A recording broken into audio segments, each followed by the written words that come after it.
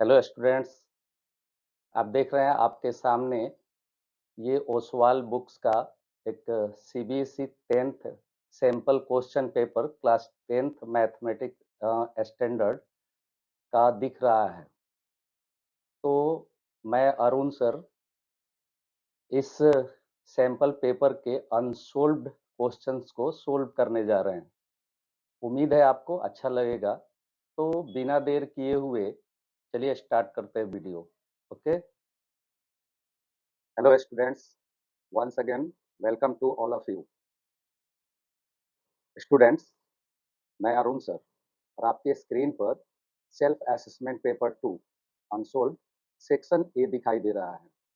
और मैं आप लोग को बताना चाह रहा हूँ कि वीडियो का लेंथ बहुत ज़्यादा ना हो, इस कारण से हम लोगों ने सेक्शन ए और सेक्शन बी को इस वीडियो में सोल्व करने का प्रयास कर रहे हैं। तो चलिए हम लोग क्वेश्चन को सोल्व करना स्टार्ट करते हैं। तो बने रहिएगा वीडियो में हमारे साथ अंत तक। Okay, so let's start. देखिए यहाँ पहला क्वेश्चन क्या है सेक्शन ए का। The LCM of 6, 72 and 120 is. Option A, B, C और डी आपके सामने है।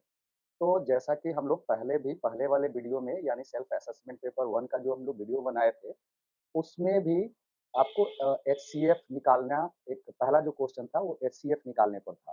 तो जिस प्रोसेस से हम एचसीएफ निकाल रहे हैं, ठीक उसी प्रोसेस से हम एलसीएम भी निकालने जा रहे हैं। तो जैसे 6 का पहले प्राइम फैक्टराइजेशन कर लेते हैं। जैसे आप यहाँ देखो 6 का प्राइम फैक्टराइजेशन क्या होगा, 2 इंटू 3।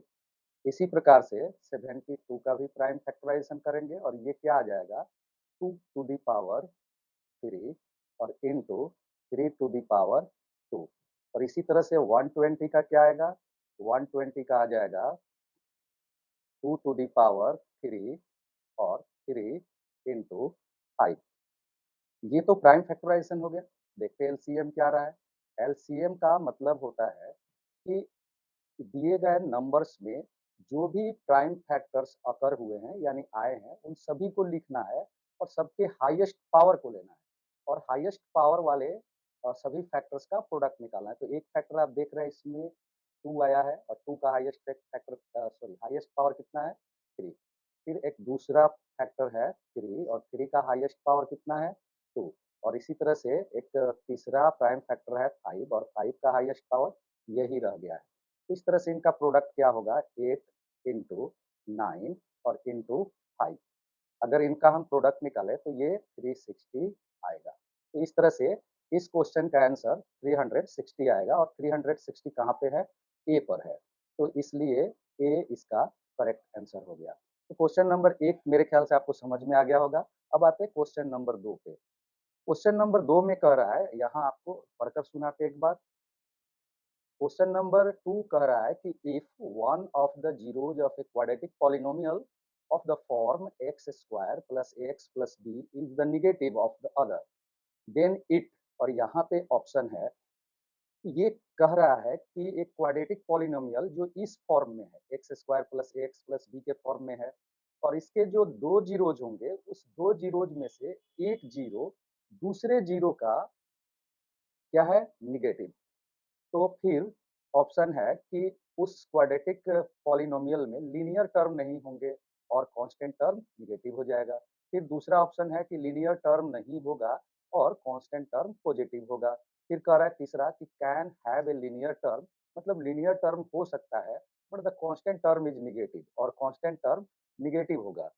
और लास्ट ऑप्शन है कि can have a linear term, यानी लीनियर टर्म उसमें होगा but the constant term is positive, लेकिन कांस्टेंट टर्म पॉजिटिव होगा। तो आइए देखते हैं कि क्या हो सकता है। तो पहले हम एक बार आपको बता दें लीनियर टर्म और कांस्टेंट टर्म का कॉन्सेप्ट क्या है। तो आप देखिए क्वाड्रेटिक पॉलिनोमियल का फॉर्म ये होता है, x square plus sorry a x square plus b x plus c. अब इसमें ये जो आप देख रहे हैं बी एक्स यानी एक्स का जो टर्म है, एक्स वाला टर्म, इसी को कहते हैं लीनियर टर्म, क्योंकि इसमें एक्स का पावर 1 है तो ये लीनियर टर्म हो गया। और ये जो सी वाला टर्म है इसको कहते हैं कांस्टेंट टर्म। अब अगर सोल्व किया जाए तो यहाँ देखिए क्वाड्रेटिक पॉलिनोमियल के 2 ज़ीरोज़ होते हैं, उनमें से एक ज़ीरोज़ मान लो अल्फ़ा है और अल्फ़ा सपोज़ कर लेते हैं कि p के बराबर है और दूसरा ज़ीरो बीटा है, जो पहले वाले ज़ीरो का नेगेटिव है, तो मान लिया -p। अब क्वाड्रेटिक पॉलिनोमियल निकालने के लिए अल्फ़ा प्लस बीटा की आवश्यकता होती है, तो p में अगर -p ऐड करेंगे तो 0 हो जाएगा। इसी तरह से अगर अल्फ़ा इंटू बीटा निकालेंगे तो p और -p का प्रोडक्ट -p स्क्वायर हो जाएगा। सो क्वाड्रेटिक पॉलिनोमियल क्या बन जाएगा? क्वाड्रेटिक पॉलिनोमियल यानी QP equal to x square minus alpha plus beta into x plus alpha beta. अब इसमें अगर वैल्यू पुट करें तो ये एक्स स्क्वायर और अल्फा प्लस बीटा जीरो आ चुका है, तो जीरो इंटू एक्स और plus alpha beta minus p आया, पी स्क्वायर आया, तो माइनस पी स्क्वायर पुट कर देंगे। इस प्रकार से क्वाड्रेटिक पॉलिनोमियल का फॉर्म हो जाएगा एक्स स्क्वायर और ये जीरो हो जाएगा, तो जीरो वाला टर्म हटा दिए और माइनस पी स्क्वायर।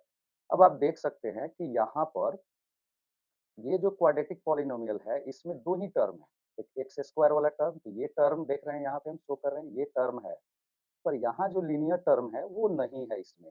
यानी कि जो भी क्वाड्रेटिक पॉलिनोमियल होगा, उसमें लीनियर टर्म नहीं होगा और कांस्टेंट टर्म जो आप यहाँ देख रहे हैं c, ये यहाँ पे नेगेटिव हो चुका है, इसका साइन देखिए माइनस हो चुका है।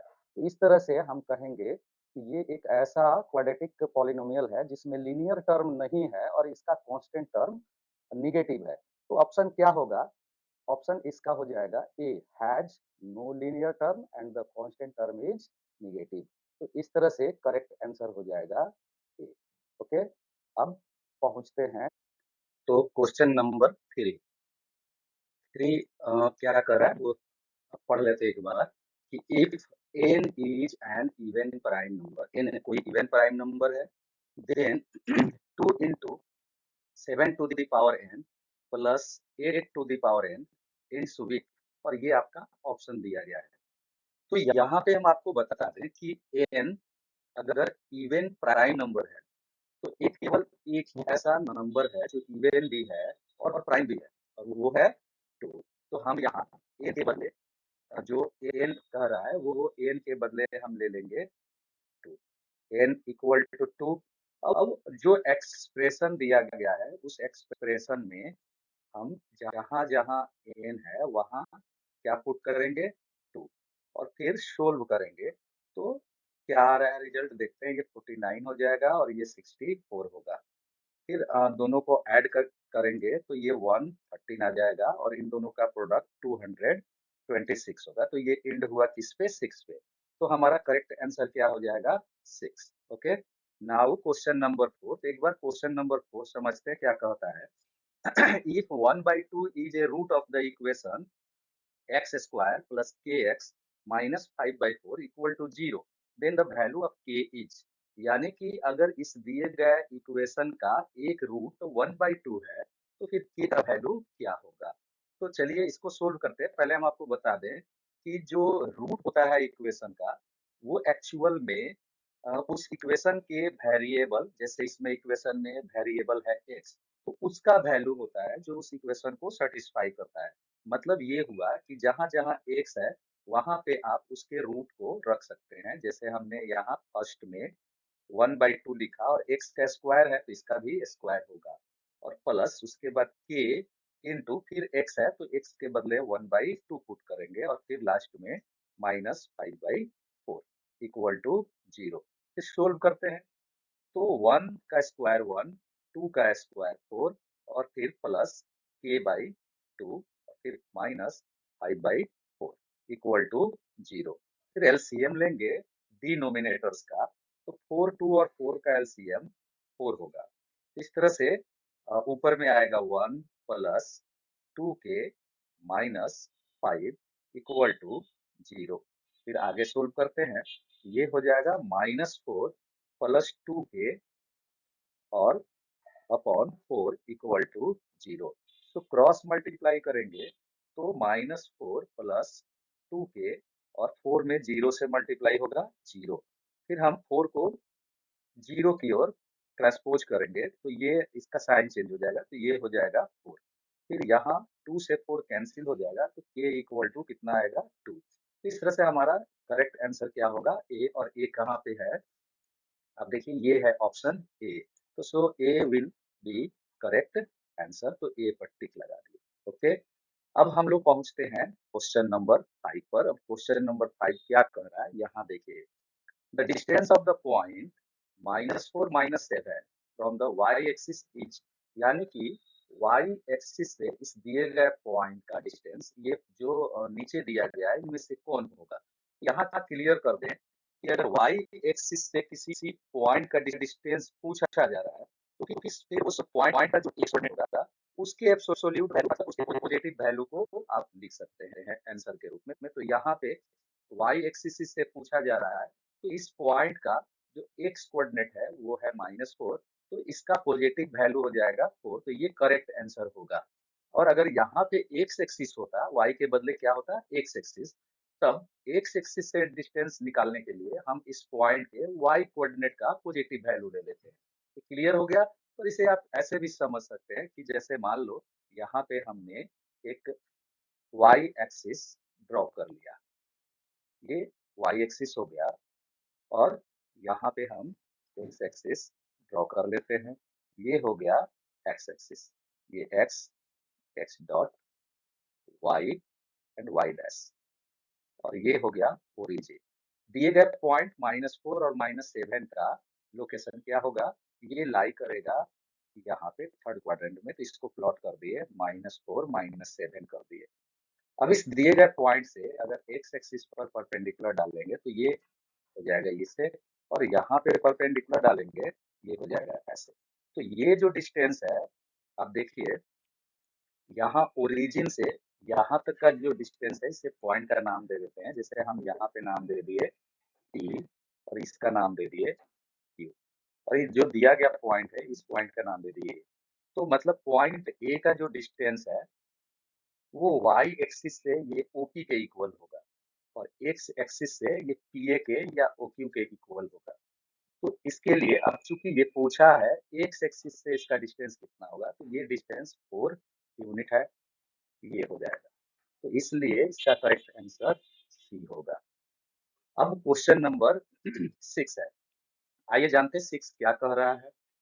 फ्रॉम ए पॉइंट P, यहाँ देखिए पॉइंट P है, तो from A point P which is at a distance of 13 centimetre from the centre O of circle of radius 5, यानी कि इस सर्कल जिसका सेंटर O है से 13 सेंटीमीटर के डिस्टेंस पर एक पॉइंट से इस सर्कल पर दो टेंजेंट ड्रॉ किए गए हैं, एक PQ और दूसरा PR।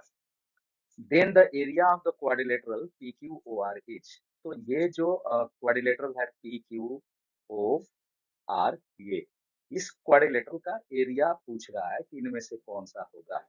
तो आपको बता दें कि यहाँ जो दो ट्रायंगल आपको दिखाई दे रहा है, एक ट्रायंगल PQO, ये वाला ट्रायंगल, और दूसरा PRO, ये दोनों ट्रायंगल कॉन्ग्रुएंट होते हैं, साइड साइड साइड कॉन्ग्रुएंसी के बेसिस पे। तो दो ट्रायंगल अगर कॉन्ग्रुएंट हैं तो इन दोनों का एरिया भी इक्वल होगा। तो इस तरह से अगर हम किसी एक ट्रायंगल का जैसे POQ का एरिया निकाल लेते हैं, उसका डबल करेंगे तो हमारा जो रिक्वायर्ड एरिया है क्वाड्रिलेटरल का वो फाइंड आउट हो जाएगा। अब बात आती है कि ये जो ट्रायंगल है इसका एरिया कैसे निकालें। तो इसका देखिए दो साइड मालूम है, एक है OQ और दूसरा साइड है OP। और आप जानते हैं कि पॉइंट ऑफ कांटेक्ट से, यहाँ पॉइंट ऑफ कांटेक्ट क्यू है से ड्रॉ किया गया रेडियस टेंजेंट पर परपेंडिकुलर होता है। इसलिए यहाँ जो एंगल बनेगा, एंगल PQO, ये 90 डिग्री का होगा, और सेम कंडीशन यहाँ भी लागू होगा। तो हम ऐसा करते हैं, यहाँ पे हमने ये मान लिया कि यहाँ पे एक कितना डिग्री का एंगल है, 90 डिग्री का। तो फिर आपको जब दो साइड इसके दिए गए हैं तो ये तीसरा साइड PQ पाइथागोरस थ्योरम के आधार पर आप निकाल सकते हैं। जैसे हम यहाँ कितना निकाल रहे हैं PQ, तो हम यहाँ PQ निकालने के लिए लिखे PQ equal to under root 13 square, यानी हाइपोटेनस का स्क्वायर, और माइनस OQ यानी कि 5 का स्क्वायर कर देंगे, और जब ये सोल्व करेंगे 169 माइनस 25, तो ये अंततः 12 आ जाएगा। ये 144 आ गया, 144 का रूट हो जाएगा 12, 12 सेंटीमीटर आ गया PQ। अब because triangle PQO is a right angle triangle, so its area will be area of triangle PQO equal to half into base। तो बेस का मतलब PQ या OQ कोई भी हो सकता है, और एल्टीट्यूड या परपेंडिकुलर अनदर साइड हो जाएगा। तो यहाँ पे PQ और OQ में से एक बेस और एक को हाइट हमने मान लिया। अब इसका एरिया क्या होगा 1/2 इंटू, और PQ कितना आया है, PQ है 12 सेंटीमीटर और OQ कितना है, ये है 5 सेंटीमीटर। सोल्व करेंगे तो ये कट कर हो जाएगा 30 सेंटीमीटर स्क्वायर। और इस तरह से एक ट्रायंगल का एरिया निकल गया। तो सो एरिया रिक्वायर्ड, जो एरिया हमें निकालना है वो पूरे क्वाड्रिलेटरल का एरिया निकालना है, तो इसको 2 इंटू 30 सेंटीमीटर स्क्वायर कर देंगे, तो ये कितना आ जाएगा 60 सेंटीमीटर स्क्वायर। तो इस तरह से क्वाड्रिलेटरल PQOR का एरिया निकल गया। तो हमारा करेक्ट आंसर क्या आया, ए। ये is the correct answer. Now we come on the question number 7, and question number 7 क्या कहता है, क्वेश्चन नंबर 7 कहता है the area of the square that can be inscribed in a circle of radius 8 centimetre each. यानी कि अगर कोई circle अगर कोई स्क्वायर एक सर्कल के अंदर बना हुआ है, यानी a square that can be inscribed in a circle. तो अगर कोई स्क्वायर एक सर्कल के अंदर बना है जिसका रेडियस 8 सेंटीमीटर है, तो उस स्क्वायर का एरिया क्या होगा। तो पहले हम इसे डायग्राम द्वारा से समझ लेते हैं। यहाँ पे हम एक डायग्राम ड्रॉ कर लेते हैं। ये मान लीजिए कि एक सर्कल हो गया, और इस सर्कल के अंदर एक स्क्वायर बना हुआ है, तो ये एक स्क्वायर बना लेते हैं। ये हमने बना लिया स्क्वायर। तो इस स्क्वायर का जो डायगोनल होगा वो इस रेडियस सॉरी इस सर्कल का डायमीटर होगा, कि ये सेंटर से होकर पास करता है। तो यहाँ पे आप लिख सकते हैं कि diagonal of square equal to diameter diameter of circle, ये हमने लिखा। तो आप जानते हैं डायगोनल का मतलब होता है √2 इंटू साइड, साइड हमने ए मान लिया, और डायमीटर का मतलब होता है 2r, और r दिया हुआ है 8 सेंटीमीटर, तो हमने यहाँ लिख दिया 8 सेंटीमीटर, तो ये आ गया 16 सेंटीमीटर। तो सो ए निकल जाएगा, यहाँ से हम अगर ए निकालेंगे तो 16 अपॉन √2 सेंटीमीटर ए आएगा। अब अगर √2 से ऊपर नीचे मल्टीप्लाई करेंगे, यानी डिनोमिनेटर का रेशनलाइजेशन करेंगे, तो ऊपर हो जाएगा 16 √2 और नीचे हो जाएगा सिर्फ 2। 2 से 16 कैंसिल होगा तो आएगा 8 √2 सेंटीमीटर। ये 2 से 16 कैंसिल हो जाएगा। तो इस तरह से साइड निकल गया। अगर साइड निकल जाता है तो एरिया ऑफ स्क्वायर भी निकल जाएगा। एरिया ऑफ स्क्वायर का फॉर्मूला होता है साइड स्क्वायर, यानी ए स्क्वायर, और साइड कितना आया 8 √2 का स्क्वायर कर देंगे, तो 8 का स्क्वायर हो गया 64, और √2 का स्क्वायर हो गया 2 सेंटीमीटर स्क्वायर। तो सो लास्ट फाइनली आंसर क्या आ जाएगा 128 सेंटीमीटर स्क्वायर। ओके, तो ये कहाँ मिल रहा है, ये मिल रहा है बी पर। आप देख सकते हैं ये कहाँ पे है, ये है बी पर, तो बी इसका करेक्ट आंसर हो जाएगा। ओके, तो अब क्वेश्चन नंबर है 8। तो क्वेश्चन नंबर 8 पर फोकस करते हैं। क्वेश्चन नंबर 8 कह रहा है कि volume of two sphere are in the ratio 64:27, the ratio of their surface area is, और ऑप्शन यहाँ दिया गया है। मतलब दो अगर स्फीयर हैं और उनके वॉल्यूम का रेशियो आपको क्वेश्चन में दे दिया गया है, तो फिर आपको उनके सरफेस एरियाज का रेशियो फाइंड आउट करना है और देखना है किससे मैच करता है। तो आइए सोल्व करके देखते हैं। मान लेते हैं कि एक स्फीयर का वॉल्यूम V1 है और दूसरे स्फीयर का वॉल्यूम V2 है और ये दे दिया गया V1 और V2 का ratio 64/27। So this implies V1 का मतलब हो गया 4/3 पाई R1 cube. R1 first sphere का रेडियस है। इसी प्रकार से V2 हो जाएगा 4/3 पाई R2 क्यूब और इक्वल टू हो गया 64/27। फिर दिस इम्प्लाइज दिए 4/3 पाई से 4/3 पाई कैंसिल हो गया, तो बच क्या गया R1 upon R2 to the whole power 3 और इक्वल टू इधर भी हो जाएगा 4/3 टू दी होल पावर 3। 3 से पावर 3 कैंसिल हो गया, तो इधर R1 और R2 का रेशियो कितना आ गया 4/3। और अब आपको निकालना क्या है, निकालना है सरफेस एरिया का ratio. So now S1 upon S2 equal to, ये हो जाएगा, इसका फॉर्मूला होता है 4 पाई R1 स्क्वायर और by 4 pi R2 square. 4 pi cancel, so R1 upon R2 to the whole power 2। So R1/R2 हम फाइंड आउट कर चुके हैं और इसका वैल्यू आ चुका है 4/3। यहाँ देखिए 4/3 एपियर हो रहा है, तो यहाँ पे आप लिख देंगे 4/3 और इसका होल स्क्वायर। और 4/3 का होल स्क्वायर अगर आप सोल्व करते हैं तो ये आएगा 16/9। तो ये हमारा करेक्ट आंसर हो जाएगा 16:9। अब देखते हैं ये कहाँ मिल रहा है, तो ये मिल रहा है डी पर। So D is the correct answer. Okay, अब हम आगे बढ़ते हैं। तो अब हम लोग पहुंच चुके हैं क्वेश्चन नंबर 9 पे। क्वेश्चन नंबर 9 क्या कर रहा है वो देख लेते हैं, पहले पढ़ लेते हैं। क्वेश्चन नंबर 9 कर रहा है कि when a die is thrown, जब कोई डाई फेंका जाता है, the probability of getting an odd number less than 3 each.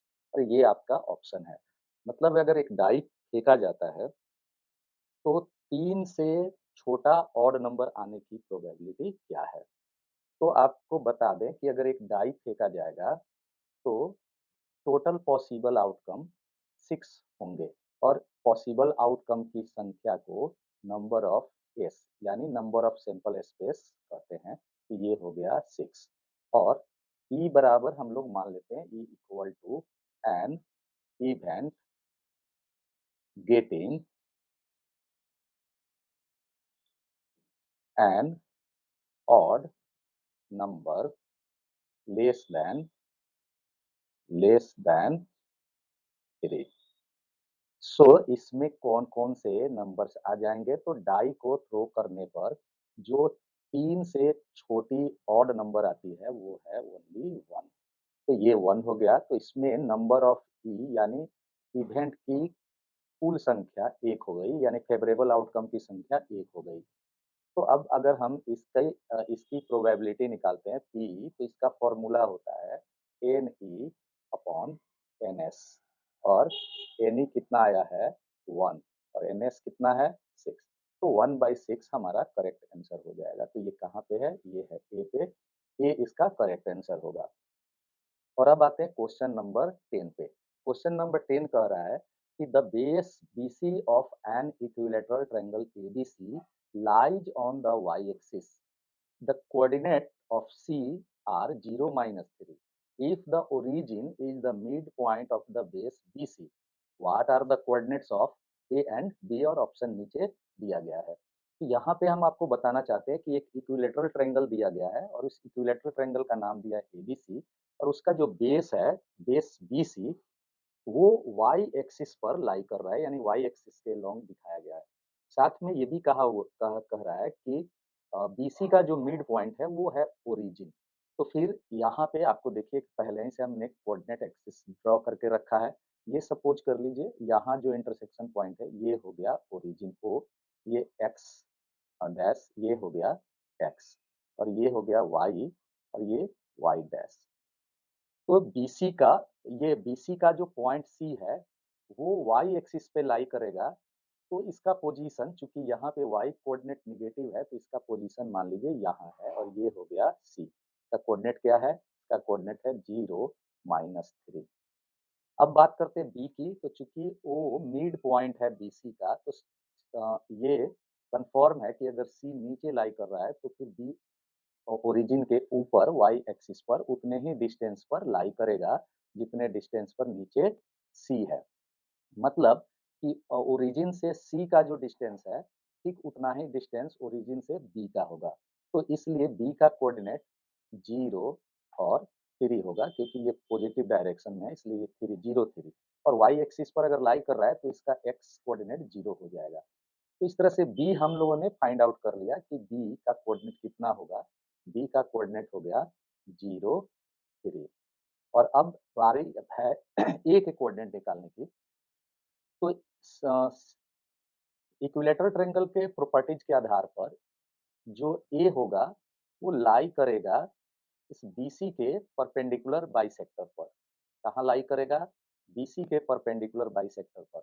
और ये जो बीसी है यहाँ आपको शो करके दिखा रहे हैं, ये है बीसी और बीसी का परपेंडिकुलर बाइसेक्टर कौन होगा, ये एक्स एक्सिस।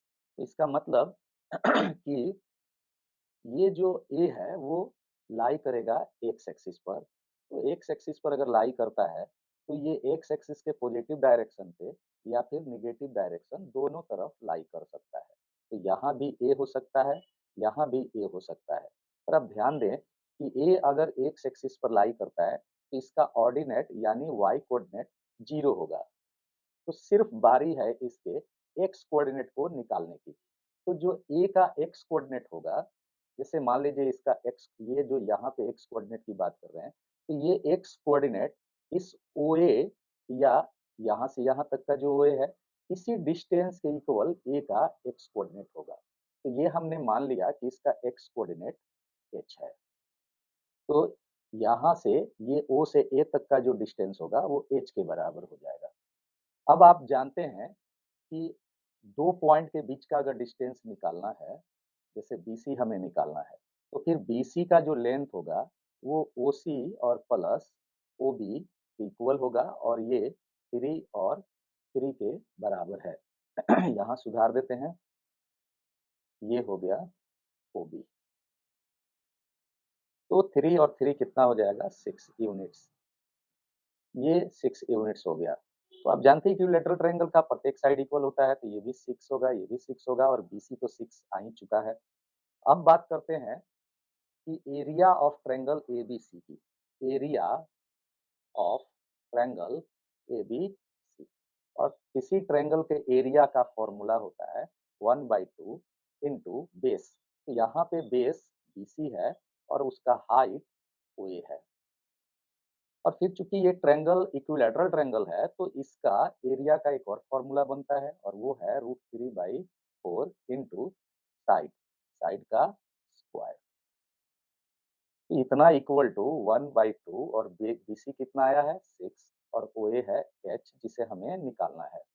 तो फिर अब सोल्व करते हैं यहाँ √3/4 और इंटू साइड कितना आया है 6, स्क्वायर है 2 बार लिख दिए और 1/2 इंटू 6 इंटू एच। तो अब क्या करते हैं, ये 6 से ये 6 कैंसिल और ये 2 से ये 4 भी 2 टाइम्स कैंसिल हो जाएगा। ठीक है, तो क्या बच गया वो देख लेते हैं। इधर बच गया √3 इंटू 6/2 और इधर बच गया कितना एच। ये 2 से 6 भी कैंसिल हो जाएगा। तो इस तरह से एच आ गया 3√3। सो कोऑर्डिनेट्स ऑफ ए कितना हो जाएगा, तो आप देख लीजिए। हमने माना था कि ये जो ए है इसका कोऑर्डिनेट H0 है। यहाँ पे फिर से एक बार लिख देते हैं, ये है H और H कितना आया हुआ है, हमने यहाँ H0 लिखा और H आया कितना 3√30। तो ये राइट साइड वाले ए का कोऑर्डिनेट हो गया, यानी इसका कोऑर्डिनेट आ गया। पर इस ए का कोऑर्डिनेट अगर निकालना हो, यहाँ से अगर फिर से मान लीजिए ये भी तो ऐसे अगर ज्वाइन करते हैं तो ये भी एक इक्विलैटरल ट्रायंगल हो सकता है। तो फिर इस ए का कोऑर्डिनेट कितना होगा? तो इस ए का कोऑर्डिनेट होगा, यहाँ पे हम और लिख देंगे, इसका कोऑर्डिनेट हो जाएगा -3√3 क्योंकि ये नेगेटिव साइड में है और 0। इस तरह से ए का कोऑर्डिनेट दोनों को अगर ज्वाइंट कर दें तो ये हो जाएगा +-3√3, 0 और बी का कोऑर्डिनेट क्या आया? बी का कोऑर्डिनेट आ गया है 0, 3। तो इस तरह से ए और बी का कोऑर्डिनेट निकल गया। अब देखते हैं ये कहाँ मिल रहा है, तो ये मिलेगा आपको सी पर। यहाँ आप देख सकते हैं सी पर इस ये आंसर मिल रहा है, तो इसका करेक्ट आंसर हो जाएगा सी। सी इज द करेक्ट आंसर। ये बी मिसप्रिंट हो गया है। इस तरह से हमने क्वेश्चन नंबर 10 भी सोल्व कर लिया। अब क्वेश्चन नंबर 11 पे आते हैं। क्वेश्चन नंबर 11 क्या कर रहा है, एक बार पढ़कर आपको समझाते हैं। हालांकि ये सेम क्वेश्चन हम लोगों ने असेसमेंट पेपर फर्स्ट के लिए जो वीडियो बनाया था उसमें भी ये क्वेश्चन था और इसे हमने सोल्व किया है। तो देखते हैं एक बार क्या कहता है ये। If O is centre of circle, ये ओ जो है वो इस सर्कल का सेंटर है। P Q is a chord, ये पी क्यू कॉर्ड है। And the tangent P R, ये टेंजेंट पी आर हुआ एट पी यानी पी पर makes an angle of 50 degree. यहाँ पर ये 50 डिग्री का एंगल बना रहा है, यानी ये एंगल हो गया कितना डिग्री? ये एंगल है 50 डिग्री का। तो पूछा है कि एंगल पी ओ क्यू कितना होगा, यानी ये वाला एंगल कितना डिग्री का होगा।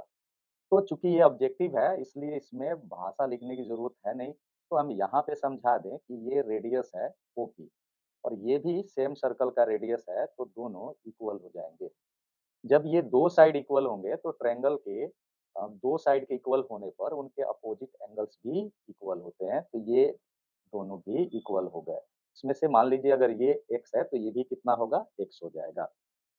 और आप जानते हैं कि radius drawn through the point of contact is perpendicular to the tangent, मतलब कि अगर पॉइंट ऑफ कांटेक्ट से रेडियस ड्रॉ किया जाता है तो वह टेंजेंट पर परपेंडिकुलर होता है। तो इसलिए ये जो एंगल पूरा एंगल होगा, ये पूरा एंगल 90 डिग्री का होगा। ऐसी स्थिति में x कितना होगा? तो ये 90 डिग्री माइनस 50 डिग्री होगा और कितना आ गया? ये 40 डिग्री। तो मतलब ये 40 डिग्री अगर हुआ तो ये भी 40 डिग्री ही होगा। ये दोनों 40-40 डिग्री हो गए और ट्रायंगल के तीनों एंगल का सम 180 डिग्री होता है। तो फिर ये कितना होगा? तो 180 डिग्री में से हम ये 40 डिग्री और ये 40 डिग्री यानी 80 डिग्री माइनस कर देंगे। इस तरह से ये कितना हो जाएगा? 100 डिग्री। तो ये हमारा करेक्ट आंसर होगा। Okay, now question number 12। Question number 12 क्या कर रहा है वो आप देख लीजिए। The distance between the point a cos theta plus b sin theta 0 and 0 a sin theta minus b cos theta is, और ऑप्शन नीचे दिया गया है।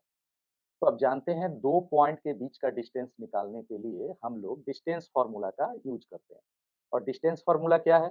अगर दो पॉइंट दिए गए हैं जिसमें से एक x1 y1 हो और दूसरा x2 y2 हो, तो उन दोनों पॉइंट के बीच के डिस्टेंस का फार्मूला होता है under root x2 minus x1 का होल स्क्वायर। यहाँ लिखकर आपको बताते हैं जो डिस्टेंस होता है वो होता है अंडर रूट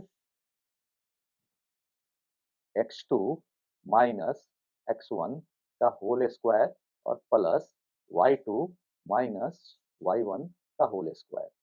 ठीक है, अब x2 x1 y2 y1 है क्या? तो आप यहाँ देखिए ये जो पूरा दिया गया है ये हो जाएगा x1 और ये जो जीरो है ये हो जाएगा y1। इसी प्रकार से यहाँ जो जीरो दिया गया है ये हो जाएगा x2 और ये पूरा टर्म ये हो जाएगा y2। तो अब इस वैल्यू को अगर हम यहाँ पुट करेंगे तो देखते रिजल्ट क्या आ रहा है। पुट कर देते हैं। जैसे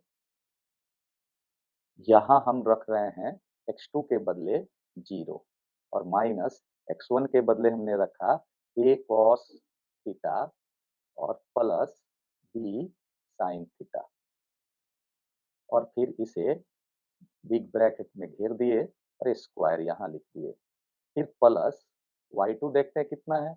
y2 है a sin theta minus b cos theta और फिर माइनस y1 कितना है?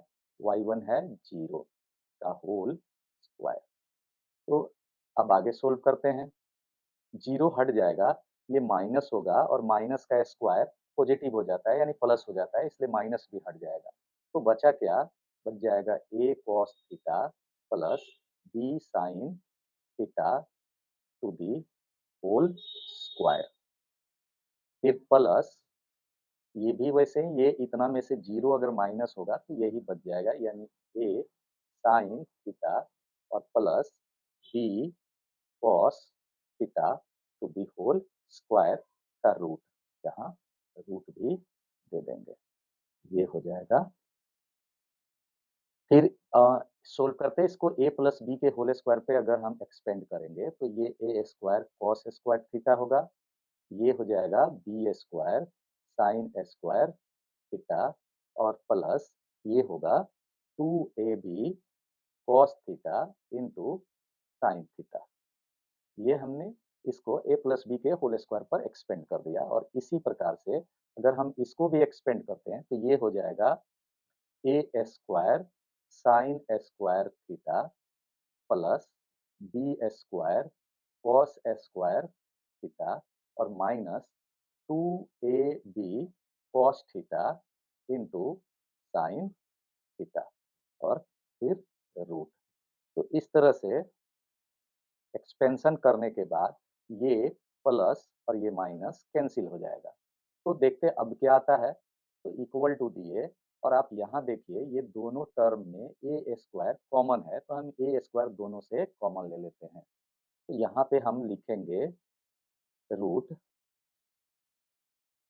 ए स्क्वायर कॉमन लेंगे तो ब्रैकेट के अंदर क्या बच जाएगा, कॉस स्क्वायर थीटा और प्लस साइन स्क्वायर थीटा और फिर प्लस इसी प्रकार से इन दोनों में बी स्क्वायर कॉमन है, यहाँ देख सकते हैं आप बी स्क्वायर दोनों में कॉमन है, तो बी स्क्वायर भी कॉमन ले लेते हैं। फिर ब्रैकेट के अंदर क्या बच जाएगा, ब्रैकेट के अंदर आएगा sine square theta plus cos square theta. अब आप जानते हैं ट्रिगोनोमेट्री का एक फॉर्मूला है, cos square theta plus sine square theta equal to 1। तो इसलिए ब्रैकेट के अंदर जो एक्सप्रेशन है उसके बदले हम लिख देंगे 1। तो यहाँ होगा a square into 1 plus b square into 1 का रूट, और अब फाइनली इसका आंसर आएगा a square plus b square इतना यूनिट्स।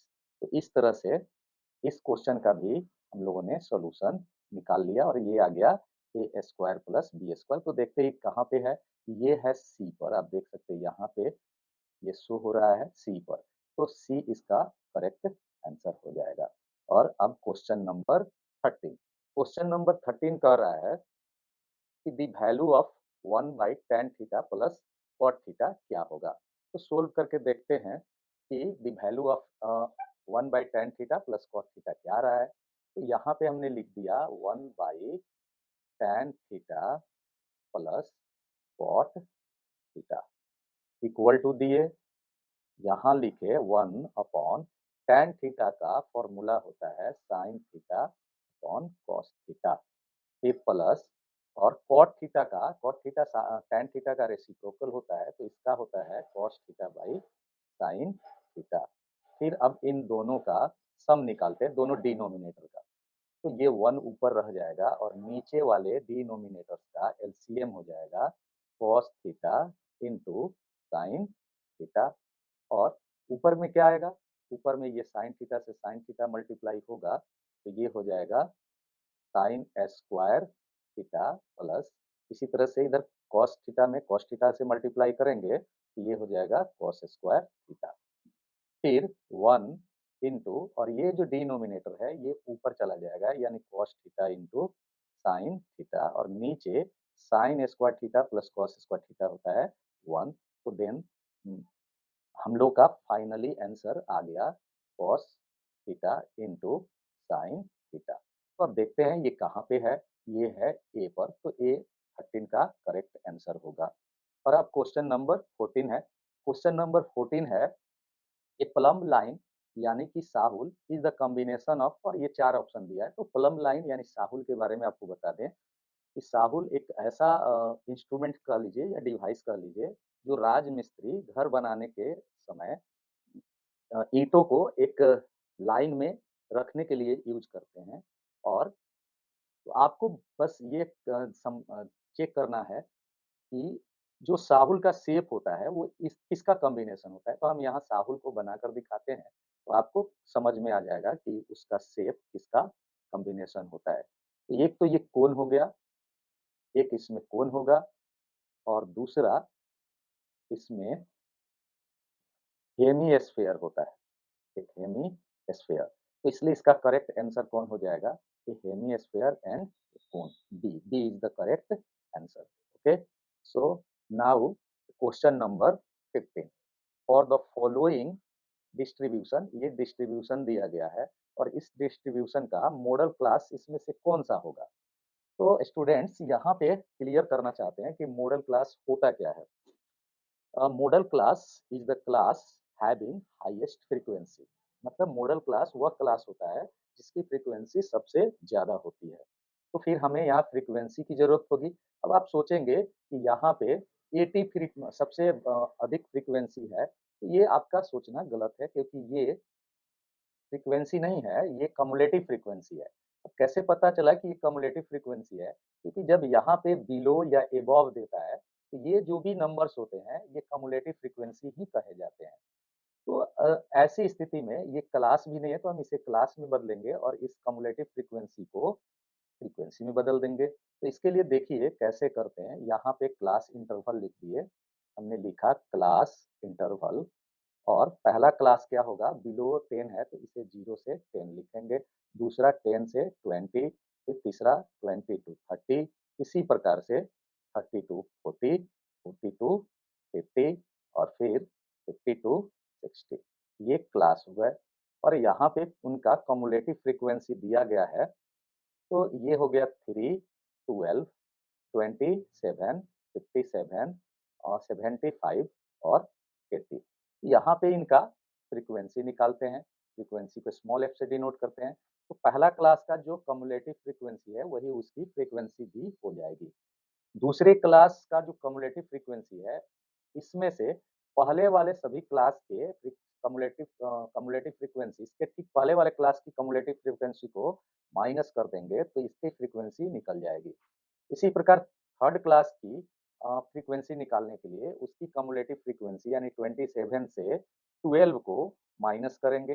जैसे यहाँ आप एक बार देख लीजिए कि जब आप पहला क्लास की फ्रीक्वेंसी निकाल रहे हैं तो इसकी कम्युलेटिव फ्रीक्वेंसी ही इसकी फ्रीक्वेंसी होगी। सेकंड क्लास की अगर फ्रीक्वेंसी निकाल रहे हैं तो फिर इस 12 से इस 3 को माइनस कर देंगे। अब जब आप थर्ड वाले क्लास का निकालेंगे फ्रीक्वेंसी, तो इसकी कम्युलेटिव फ्रीक्वेंसी यानी 27 से ये वाले कम्युलेटिव फ्रीक्वेंसी को माइनस कर देंगे और ये कितना आ जाएगा? ये आ जाएगा 15। इसी तरह से जब इसका निकालेंगे तो 57 से 27 को माइनस कर देंगे तो ये कितना आ जाएगा? 30। फिर ये जब माइनस करेंगे 18 आएगा और ये 5 आ जाएगा। तो अब देखिए हाईएस्ट फ्रीक्वेंसी कितनी हुई? 30। और ये किस क्लास की फ्रीक्वेंसी है? वो क्लास है 30 टू 40। सो हमारा मॉडल क्लास हो जाएगा सी, 30 टू 40। ये करेक्ट आंसर हो गया। और अब क्वेश्चन नंबर 16। क्वेश्चन नंबर 16 में कह रहा है कि ये एक एपी है, जो आप देख रहे हैं ये एक एपी है और इस एपी का कॉमन डिफरेंस आपको निकालना है। तो कॉमन डिफरेंस को डी से डिनोट करते हैं और कॉमन डिफरेंस निकालने के लिए कोई भी दो सक्सेसिव टर्म का आपको डिफरेंस निकालना है, जिसमें से पहले आपको प्रीसीडिंग टर्म में से सॉरी सक्सेसिव टर्म में से प्रीसीडिंग टर्म को माइनस करना होता है। जैसे T2 माइनस T1 लिख दिया हमने। अब यहाँ पे T2 कितना है? T2 है 1 माइनस 6 क्यूब बाई 3 क्यूब और फिर माइनस T1 कितना है? 1 बाई 3 क्यूब। फिर अगर हम इसका सब्ट्रैक्शन करेंगे तो 3 क्यूब और 3 क्यूब का एलसीएम कितना होगा? 3 क्यूब। तो यहाँ बच जाएगा 1 माइनस 6 क्यूब और माइनस 1, माइनस 1 2 प्लस 1 कैंसिल होगा और क्या आ जाएगा? Minus 6 cube upon 3 cube. अब ये कैंसिल होगा इससे -2 टाइम। तो सो डी कितना आ गया? डी आ गया -2। तो -2 कहाँ मिल रहा है? बी पर। So B is the correct answer. Now अब हम पहुंचते हैं क्वेश्चन नंबर 17 पे। क्वेश्चन नंबर 17 क्या कहता है, if the height of a vertical pole is √3 times the length of its shadow on the ground, then the angle of elevation of the sun at that time is, और इसमें से आपको बताना है कौन सा सही है। यहाँ क्वेश्चन क्या कहा एक बार समझ लीजिए। ये कह रहा है कि एक पोल का हाइट उसके शैडो के हाइट का √3 टाइम्स है। इसका हाइट, पोल का हाइट, पोल का हाइट पोल के ही शैडो से √3 टाइम्स दिया हुआ है। तो फिर उस समय सन का एंगल ऑफ एलिवेशन क्या होगा, इसको यहाँ समझते हैं। ये मान लीजिए कि हाइट हो गया पोल का और ये उसके शैडो का लेंथ हो गया। तो मान लीजिए शैडो का लेंथ है x, तो according to question height of the pole becomes √3 into x, and that time the angle of elevation of the sun will be theta। ये सपोज करो ये जो एक्यूट एंगल है ये है angle of elevation of the sun, ये right angle है। यहाँ से सन से जो रेज निकल रहा है ये ग्राउंड के साथ जो इंक्लाइनेशन बनाता है वही कहलाएगा उसका एंगल ऑफ एलिवेशन। तो अब सन का एंगल ऑफ एलिवेशन निकालने के लिए हाइट एंड डिस्टेंस का कंसेप्ट यूज करेंगे। इसमें आप देखें तो ये एक राइट ट्रायंगल है और राइट ट्रायंगल में जो एक्यूट एंगल दिया गया है थीटा, इसके अपोजिट साइड को परपेंडिकुलर कहेंगे, तो ये पी हो गया और ये हो जाएगा बेस। तो हम यहाँ पे नोट कर लेते हैं कि ये हो गया पी और ये हो गया बी। तो इस तरह से पी और बी का रेशियो tan थीटा में मिलता है, तो हम यहाँ लिख दिए tan theta equal to P by B. और पी कितना है, पी है √3x और बी कितना है, बी है x, कैंसिल होगा तो ये आ जाएगा √3 और √3 कितना के बराबर होता है, tan में ही बताना है, tan 60 डिग्री। अब दोनों ओर से tan हटा देंगे तो थीटा कितना हो जाएगा 60 डिग्री। सो हमारा करेक्ट आंसर हो जाएगा बी। अब क्वेश्चन नंबर है 18। क्वेश्चन नंबर 18 कह रहा है a right circular cylinder of radius r centimeter and height h centimeter where h is greater than 2r, मतलब उस सिलेंडर का जो हाइट है वो उसके डायमीटर से बड़ा है। Just encloses of sphere of diameter, तो डायमीटर स्फीयर का जो डायमीटर होगा वो निकालना है, जबकि स्फीयर को सिलेंडर द्वारा इनक्लोज किया जा रहा है, घेर लिया जाता है। तो इसके लिए एक डायग्राम बनाकर समझते हैं कि यह क्या कह रहा है। तो यहाँ पे एक हम सिलेंडर ड्रॉ कर लेते हैं। ये मान लो ये सिलेंडर हो गया जिसका ये डायमीटर है, यह इसका डायमीटर हो गया और इस डायमीटर का लेंथ 2r के बराबर है। यहाँ भी और इस सिलेंडर द्वारा एक स्फीयर को इनक्लोज कर लिया गया है इस तरह से। तो इस स्फीयर का जो डायमीटर होगा वो ये होगा, यही इसका डायमीटर होगा और ये किसके इक्वल है, ये सिलेंडर के डायमीटर के बेस के डायमीटर के इक्वल है, तो ये 2r हो जाएगा। यानी कि स्फीयर का डायमीटर कितना होगा 2r, तो करेक्ट आंसर कौन होगा बी। तो बी हमारा करेक्ट आंसर हो गया। और अब क्वेश्चन नंबर 19 पे पहुंच गए। 19 पर पहुंचने से पहले यहाँ आपके स्क्रीन पर एक डायरेक्शन शो हो रहा है, यहाँ देखिए डायरेक्शन दिखाई दे रहा है। तो इस डायरेक्शन को पहले समझते हैं। In the question number 19 and 20 A statement of assertion A is followed by a statement of region R. Choose the correct option. ये नीचे कुछ करेक्ट ऑप्शंस दिए गए हैं ए बी सी और डी। अब हम समझाते हैं आपको कि ये ए बी सी और डी में से कौन हमें कब सिलेक्ट करना होगा। तो आपको बता दें कि 19 नंबर और 20 नंबर क्वेश्चन के लिए दो स्टेटमेंट दिया गया, सिर्फ 19 और 20 के लिए, जिसमें से पहला स्टेटमेंट असर्शन कहा जा रहा है और दूसरा स्टेटमेंट रीजन कहा जा रहा है।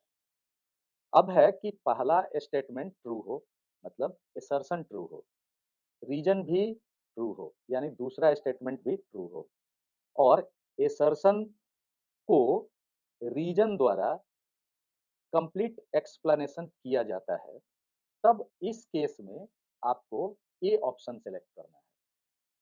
आगे सुनिए, अगर असर्शन सही है, रीजन भी सही है, दोनों ट्रू है, पर रीजन असर्शन का कंप्लीट एक्सप्लेनेशन नहीं करता है, तब आपको सेकेंड ऑप्शन यानी कि बी सेलेक्ट करना है। और सी कब सेलेक्ट करना है?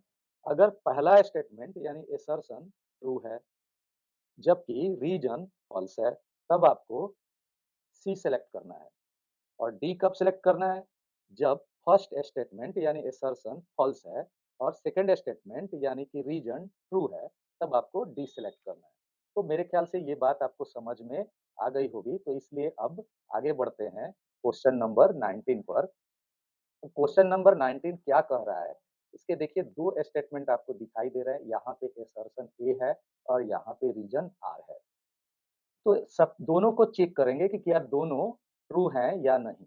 उसके बाद ये भी चेक करेंगे कि क्या रीजन असर्शन का एक्सप्लेनेशन करता है। तो इसके लिए पहले एक बार असर्शन पढ़ लेते हैं। असर्शन कह रहा है the ordinate of a point A, यानी कि किसी पॉइंट ए का ऑर्डिनेट, ऑर्डिनेट मीन्स पॉइंट का Y coordinate, on Y axis is 5, यानी वाई एक्सिस पर कोई पॉइंट ए है तो उसका ऑर्डिनेट यानी वाई कोऑर्डिनेट 5 है। एंड बी हैज कोऑर्डिनेट्स, और बी एक अलग पॉइंट है जिसका कोऑर्डिनेट -3 1 है। Then the length of A B is 5 units, तो ए बी का लेंथ 5 यूनिट्स के बराबर है। तो चेक करते हैं कि असर्शन सही है या गलत। तो इसके लिए हम इस साइड असर्शन और इस साइड रीजन चेक कर लेंगे। यहाँ पे आप देख लीजिए असर्शन लिखते हैं और देखते हैं कि इसने जो कहा वो सही है या गलत। तो आपको बता दें कि ए वाई एक्सिस पर लाई करता है, तो वाई एक्सिस पर जितने भी पॉइंट्स लाई करते हैं उनका एक्स कोऑर्डिनेट 0 होता है और इसका ऑर्डिनेट यानी वाई कोऑर्डिनेट 5 दिया गया है, तो ए इक्वल टू हो गया 0 5। और बी क्या दिया हुआ है? बी दिया हुआ है -3 1। तो फिर इन दोनों के बीच का जो डिस्टेंस है यानी ए बी, उसे हम डिस्टेंस फार्मूला से निकालेंगे। और डिस्टेंस फार्मूला कहता है कि x2 है ये, माइनस x1 ये है x1, यानी कि -3 -0 का होल स्क्वायर, और फिर प्लस y2 है ये 1, और y1 कौन है? y1 है 5। तो फिर हम यहाँ लिखेंगे y2 यानी 1 -5 का होल स्क्वायर। अब सोल्व करते हैं, ये -3 होगा और -3 का स्क्वायर 9 हो जाएगा, ये -4 होगा और -4 का स्क्वायर हो जाएगा 16, और 16 प्लस 19 25 होगा, और 25 का रूट कितना आएगा? 5। सो 5 यूनिट्स। और अब यहाँ देखिए इसने भी कहा कि ये जो लेंथ है ए बी का, जो ये लेंथ है ये 5 यूनिट्स के इक्वल है। तो इस तरह से असर्शन ट्रू हो गया। असर्शन क्या है? असर्शन है ट्रू। तो हमने यहाँ लिख दिया असर्शन ट्रू। अब आते हैं रीजन की बात करते हैं, देखते हैं रीजन सही है या गलत। तो रीजन को चेक करने के लिए रीजन क्या कर रहा है? द पॉइंट ए, यहाँ आप पढ़ लीजिए रीजन को।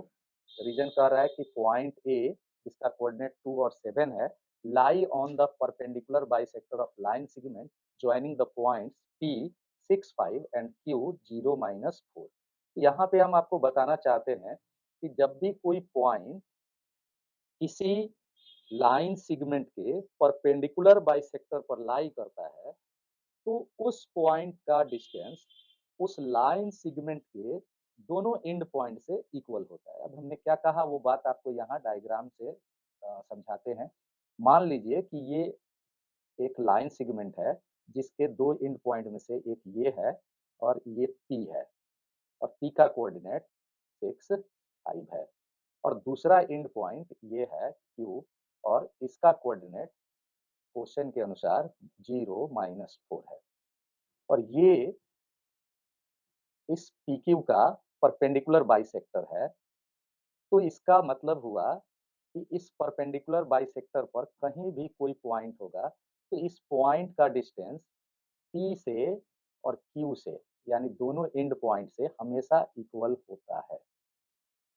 इधर अगर पॉइंट है, यहाँ पे है, तब भी Q से इस पॉइंट का डिस्टेंस और P से इस पॉइंट का डिस्टेंस इक्वल ही होगा।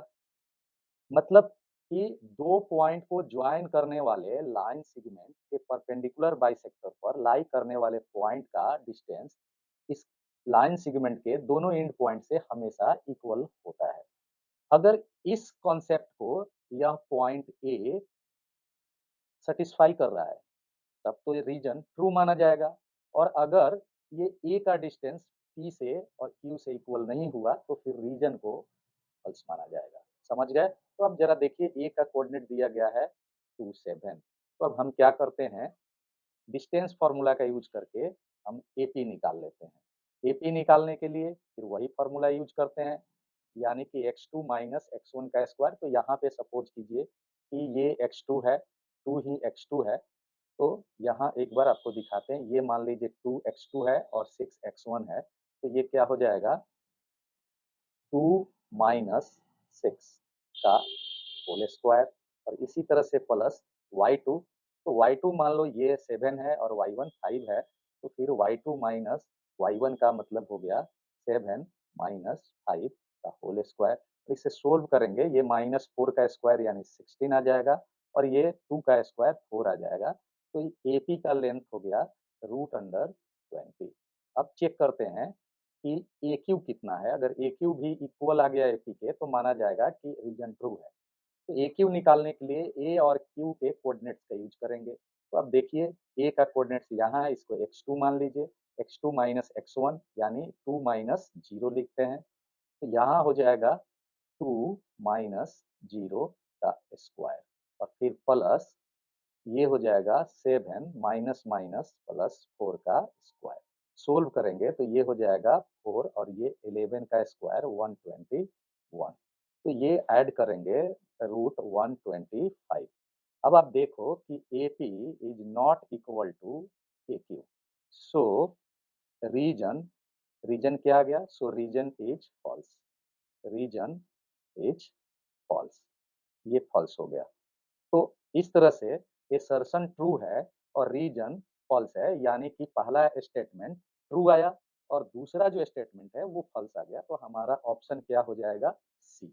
सो हम यहाँ सेलेक्ट करेंगे सी, पर यहाँ सामने कुछ नहीं दिया है ऑप्शन, हम सीधे लिखेंगे इसका करेक्ट आंसर क्या हो जाएगा, सी। तो ये 19 नंबर क्वेश्चन हो गया। और अब क्वेश्चन नंबर 20 क्या कहता है वो आप देख लीजिए। इसमें भी दो स्टेटमेंट शो हो रहा है, एक स्टेटमेंट है असर्शन ए और दूसरा है रीजन आर। असर्शन का कहना है कि if in two right triangles, अगर दो राइट ट्रायंगल्स में one of the acute angles of one triangle is equal to an acute angle of the other triangle, then triangle will be similar। मतलब दो right triangle में एक triangle का एक acute angle दूसरे ट्रायंगल के एक एक्यूट एंगल के इक्वल है, तो वो दोनों ट्रायंगल सिमिलर होंगे। तो ये तो सही कह रहा है, इसे समझ लेते हैं ऐसे। यहाँ भी हमने असर्शन के लिए अलग और रीजन के लिए अलग पोर्शन बना दिया। तो यहाँ पे हम असर्शन लिख देते हैं, ने लिखा असर्शन। और यहाँ दो राइट ट्रायंगल बना लेते हैं। एक राइट ट्रायंगल सपोज कीजिए ये है, और दूसरा राइट ट्रायंगल ये है। दोनों का साइज सेम नहीं होगा, हो भी सकता है या, पर श्योर नहीं है। तो यहाँ पे एक एंगल तो दोनों का इक्वल है, क्योंकि दोनों ही राइट ट्रायंगल हैं। तो एक एंगल ये भी 90 डिग्री और ये भी 90 डिग्री, और दूसरा एक्यूट एंगल मान लो ये और ये इक्वल है। तो फिर इस ट्रायंगल के दो एंगल्स इस ट्रायंगल के दो एंगल्स के इक्वल हो गए। यहाँ देखिए, ये राइट एंगल इक्वल है और ये एक्यूट एंगल इक्वल है। तो जब एक ट्रायंगल के दो एंगल दूसरे ट्रायंगल के दो एंगल्स के इक्वल होंगे, तो वो दोनों ट्रायंगल सिमिलर होंगे। तो ये सही कह रहा है, यानी असर्शन इसका ट्रू हो गया। असर्शन ट्रू है। अब आते हैं रीजन की बात करते हैं कि रीजन ट्रू है या फॉल्स है। तो रीजन में आइए, रीजन कह रहा है कि if the ratio of the corresponding altitude of two similar triangles is 3/5। अगर दो सिमिलर ट्रायंगल के कोरेस्पॉन्डिंग एल्टीट्यूड का रेशियो 3:5 है, 3/5 है, तो उनके एरियाज का रेशियो 6/5 है। ये रॉन्ग है, क्यों? आइए समझते हैं। हम लोग जानते हैं कि जब भी दो ट्रायंगल सिमिलर होते हैं तो उन सिमिलर ट्रायंगल के एरिया का रेशियो उनके कोरेस्पॉन्डिंग साइड के स्क्वायर के रेशियो के बराबर होता है, या फिर उनके एल्टीट्यूड के स्क्वायर के रेशियो के बराबर होगा, या फिर उनके मीडियंस के स्क्वायर के रेशियो के बराबर होता है।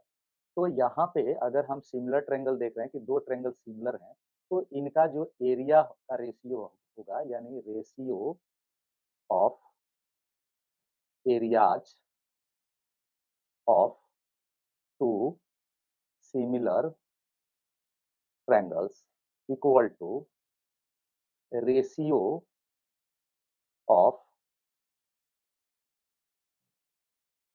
corresponding altitudes का होल स्क्वायर। अब एल्टीट्यूड का रेशियो क्या है? 3/5। तो इसका अगर आप स्क्वायर करते हैं तो ये आएगा 9/25। बट दिया क्या गया है? दिया गया है कि एरिया का रेशियो 6/5 है। तो ये दोनों मैच नहीं कर रहे हैं, इसलिए रीजन फॉल्स हो गया। तो यहाँ पे हमने लिखा कि reason is false, reason is false, ये फॉल्स हो गया। तो अब देखिए पहला स्टेटमेंट ट्रू है, पहला स्टेटमेंट यहाँ देखिए फर्स्ट स्टेटमेंट यानी असर्शन ट्रू है और रीजन फॉल्स है, इसलिए हमारा करेक्ट आंसर क्या हो जाएगा? सी, इसका भी सी हो गया। तो यहाँ पर हम लोगों ने ऑब्जेक्टिव सेक्शन यानी सेक्शन ए को कंप्लीट कर लिया है। तो अब आगे बढ़ते हैं सेक्शन बी के लिए, जो 2 मार्क्स वाले क्वेश्चंस हैं, यानी कि ईच क्वेश्चंस ऑफ मार्क्स 2। तो देख रहे हैं यहाँ पे सेक्शन बी दिखाई दे रहा है। तो ये सेक्शन बी का पहला क्वेश्चन है 21। क्या कह रहा है ये? A takes 6 days less than B to do a work, मतलब ए को 6 दिन कम लगता है बी से एक काम को करने में, यानी बी एक काम को जितने डेज में कंप्लीट करता है उससे 6 days कम लगता है ए को। If both A and be working together can do it in 4 days, अगर ये दोनों एक साथ कार्य करते हैं तो 4 दिन में यानी 4 days में उस काम को कर सकते हैं। How many days will take to finish it, तो इस कार्य को बी कितने दिनों में करेगा? तो क्वेश्चन को इस तरह से सोल्व करेंगे हम लोग। यहाँ पे हम लिखते हैं सॉल्यूशन, ने लिखा यहाँ सॉल्यूशन, और मान लेते हैं let the number of days taken by B is equal to x. So, according to question, the number of days, the number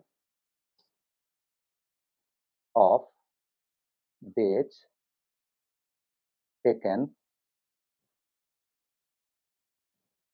by a equal to, इससे 6 days कम लगता है तो ये हो जाएगा x minus 6।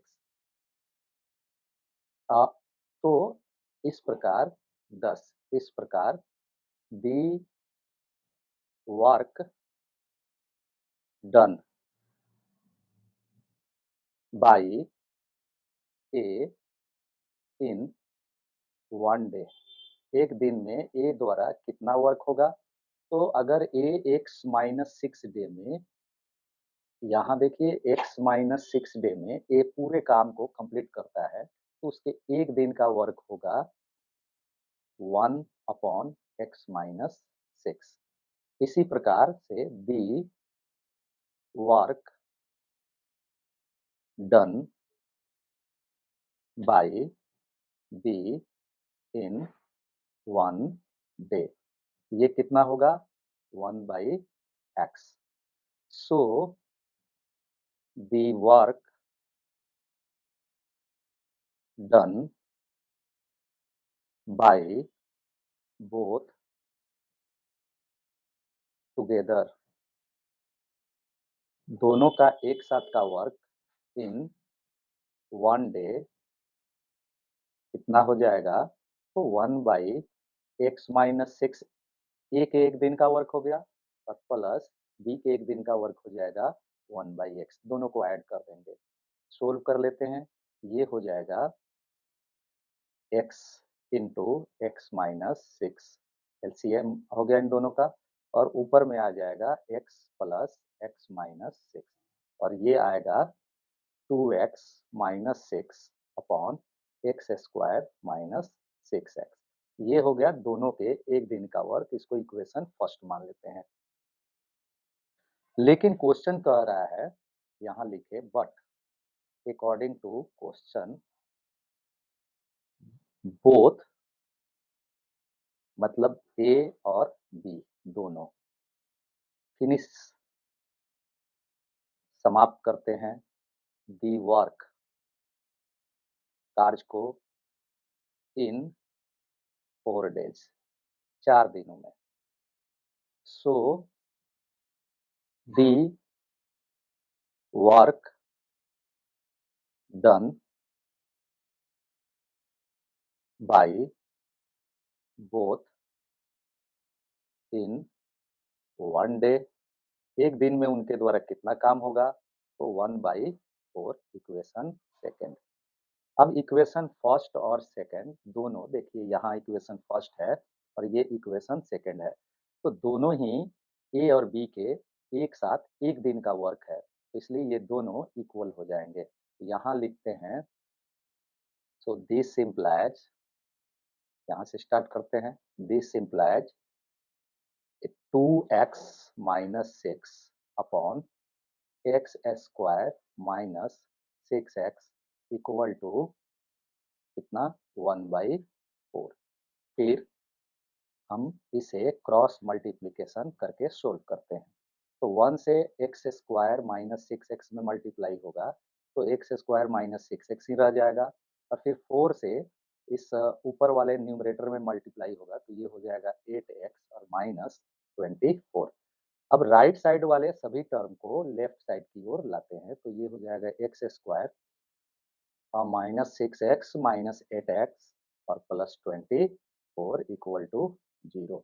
सो ये अब एक क्वाड्रेटिक इक्वेशन बन जाता है, x square minus 14x plus 24 equal to 0।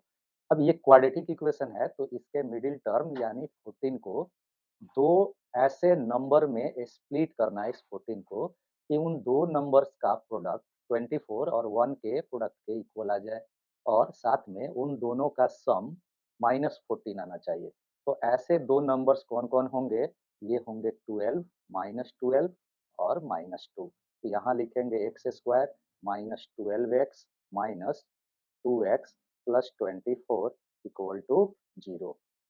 फिर हम इसमें से x कॉमन लेंगे तो x माइनस 12 ब्रैकेट में आ जाएगा। फिर यहाँ से हम -2 कॉमन लेंगे तो ये आ जाएगा x minus 12 equal to 0।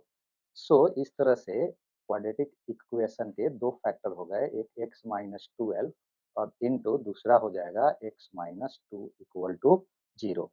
So x equal to either 12 और +2, मतलब x का वैल्यू +12 होगा, -12 है तो इस साइड +12 हो जाएगा और -2 है तो +2 हो जाएगा। अब हमें ये देखना है कि x के जो दो वैल्यूज आए तो क्या ये दोनों ही एक्सेप्टेबल है या नहीं। तो यहाँ देखिए, यहाँ पे the number of days taken by A equal to x minus 6, तो यहाँ पे अगर x का वैल्यू हमने 2 रखा तो ये निगेटिव हो जाएगा और इसलिए यह एक्सेप्टेबल नहीं है, यानी एक x का वैल्यू 2 हम छोड़ देंगे। तो इस चीज को यहाँ लिखेंगे छोड़ने से पहले, but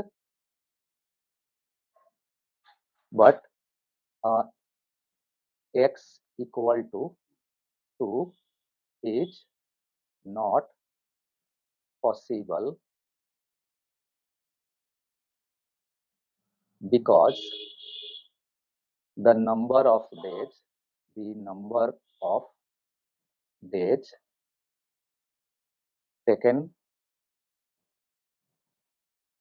by A equal to 2 minus 6 equal to minus 4 is negative.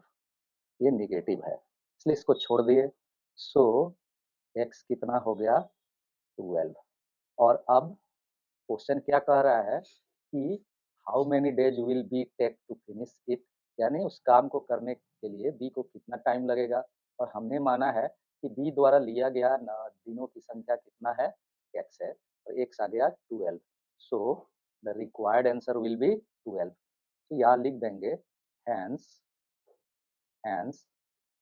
B will take 12 days to finish the work। और ये हमारा आंसर हो जाएगा। तो इस तरह से ये हमारा आंसर आ गया। ये हो गया। तो ये हमने कंप्लीट कर लिया 21 नंबर क्वेश्चन। पहुंचते हैं क्वेश्चन नंबर 22 पर। क्वेश्चन नंबर 22 क्या कह रहा है कि ये एक ट्रायंगल है ABC और इस ट्रायंगल में ये DE BC के पैरेलल है। तो x का वैल्यू निकालना है, जबकि AD x है, DB x+1 है, AE x+3 है और EC x+5 है। तो स्टूडेंट्स यहाँ पे आपको हम बताना चाह रहे हैं कि एक थेल्स थ्योरम पढ़ना है आपको, या उसको बेसिक प्रोपोर्शनल थ्योरम भी कहा जाता है, BPT से उसको डिनोट करते हैं। तो बीपीटी या थेल्स थ्योरम के अनुसार अगर किसी ट्रायंगल के एक साइड के पैरेलल कोई लाइन ड्रॉ किया जाता है तो अनदर टू साइड को सेम रेशियो में डिवाइड करता है। तो इसी कॉन्सेप्ट पर हम लोग इस क्वेश्चन को सोल्व करेंगे। यहाँ पे हम लिखेंगे कि इन ट्रायंगल, पहले यहाँ सॉल्यूशन लिख दें और यहाँ लिख देंगे in triangle ABC DE parallel BC, but why because it is given, ये दिया गया है। सो फ्रॉम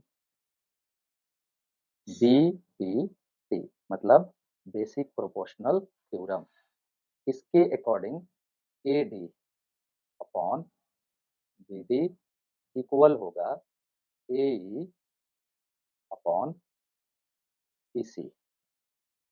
ठीक है, अब इसको यहाँ समझिए कि अगर ये DE पैरेलल है तो ये AD अपॉन ये BD इक्वल होगा AE अपॉन BC के। तो फिर यहाँ दिस इंप्लाइज देंगे और AD कितना है, AD का वैल्यू है x अपॉन BD कितना है, ये है x+1 इक्वल टू AE का वैल्यू है x+3, फिगर में आप देख सकते हैं, और EC का वैल्यू है x+5। और अब टाइम है इनको सिंप्लीफाई करने का। क्रॉस मल्टीप्लाई करते हैं, x+1 में मल्टीप्लाई हो जाएगा x+3 से और इक्वल टू x में मल्टीप्लाई हो जाएगा x+5 से। मल्टीप्लाई करते हैं, यहाँ हो जाएगा x², ये मल्टीप्लाई करने पर आ जाएगा टोटल 4x और प्लस 3 1 जा 3। यहाँ मल्टीप्लाई करेंगे तो ये x² और ये हो जाएगा 5x। अब सभी टर्म को एक ओर लाते हैं, तो ये x² प्लस 4x प्लस 3 इसकी ओर लाया हमने, x² साइन चेंज हो गया और 5x इसका भी साइन चेंज हो गया इक्वल टू 0। ये प्लस x² और माइनस x² कैंसिल हो गए और 4x में से ये 5x माइनस करेंगे तो ये हो जाएगा -x प्लस 3 इक्वल टू 0।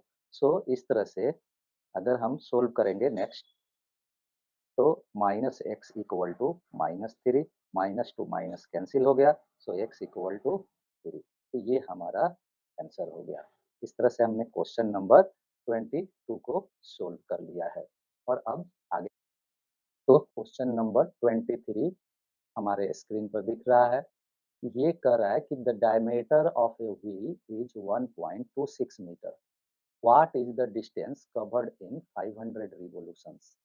तो यहाँ पे हम आपको बता दें कि अगर किसी व्हील द्वारा एक रिवॉल्यूशन कंप्लीट किया जाता है, तो उस एक रिवॉल्यूशन में उस व्हील द्वारा अपने सरकमफ्रेंस के इक्वल डिस्टेंस कवर किया जाता है। फिर से एक बार सुन लीजिए कि कोई भी व्हील या कोई भी सर्कुलर टाइप का इंस्ट्रूमेंट्स अगर एक रिवॉल्यूशन कंप्लीट करता है, तो उस एक रिवॉल्यूशन में वो उतना ही डिस्टेंस कवर करेगा जितना उसका सरकमफ्रेंस होता है। तो इस कॉन्सेप्ट पर हम कार्य करेंगे तो हमारा आंसर आ जाएगा। अब जैसे यहाँ पे पहले हमने लिख दिया सॉल्यूशन, ओके। सॉल्यूशन के बाद यहाँ देखते हैं क्या दिया गया है। दिया गया है डायमीटर, तो यहाँ पे हमने लिखा डी। डी दिया है 1.26 मीटर, ये डायमीटर हो गया। सो डिस्टेंस, हमने लिखा डिस्टेंस कवर्ड, डिस्टेंस कवर्ड इन कितने रिवॉल्यूशंस, 500 रिवॉल्यूशंस। तो ये कितना के बराबर होगा, तो एक रिवॉल्यूशन में जो डिस्टेंस ट्रेवल होता है वो सरकमफ्रेंस के बराबर होता है, और सरकमफ्रेंस कितना होता है, पाई डी। तो 500 रिवॉल्यूशन में कितना होगा, 500 इंटू पाई डी।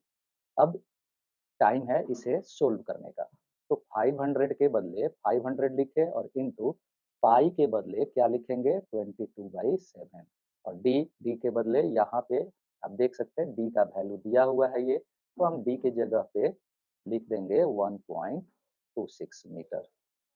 अब सोल्व करते हैं, तो 500 की जगह तो 500 ही लिख दिए, 22/7 भी लिख दिए, और यहाँ पे पॉइंट रिमूव करेंगे तो 126/100 मीटर हो गया।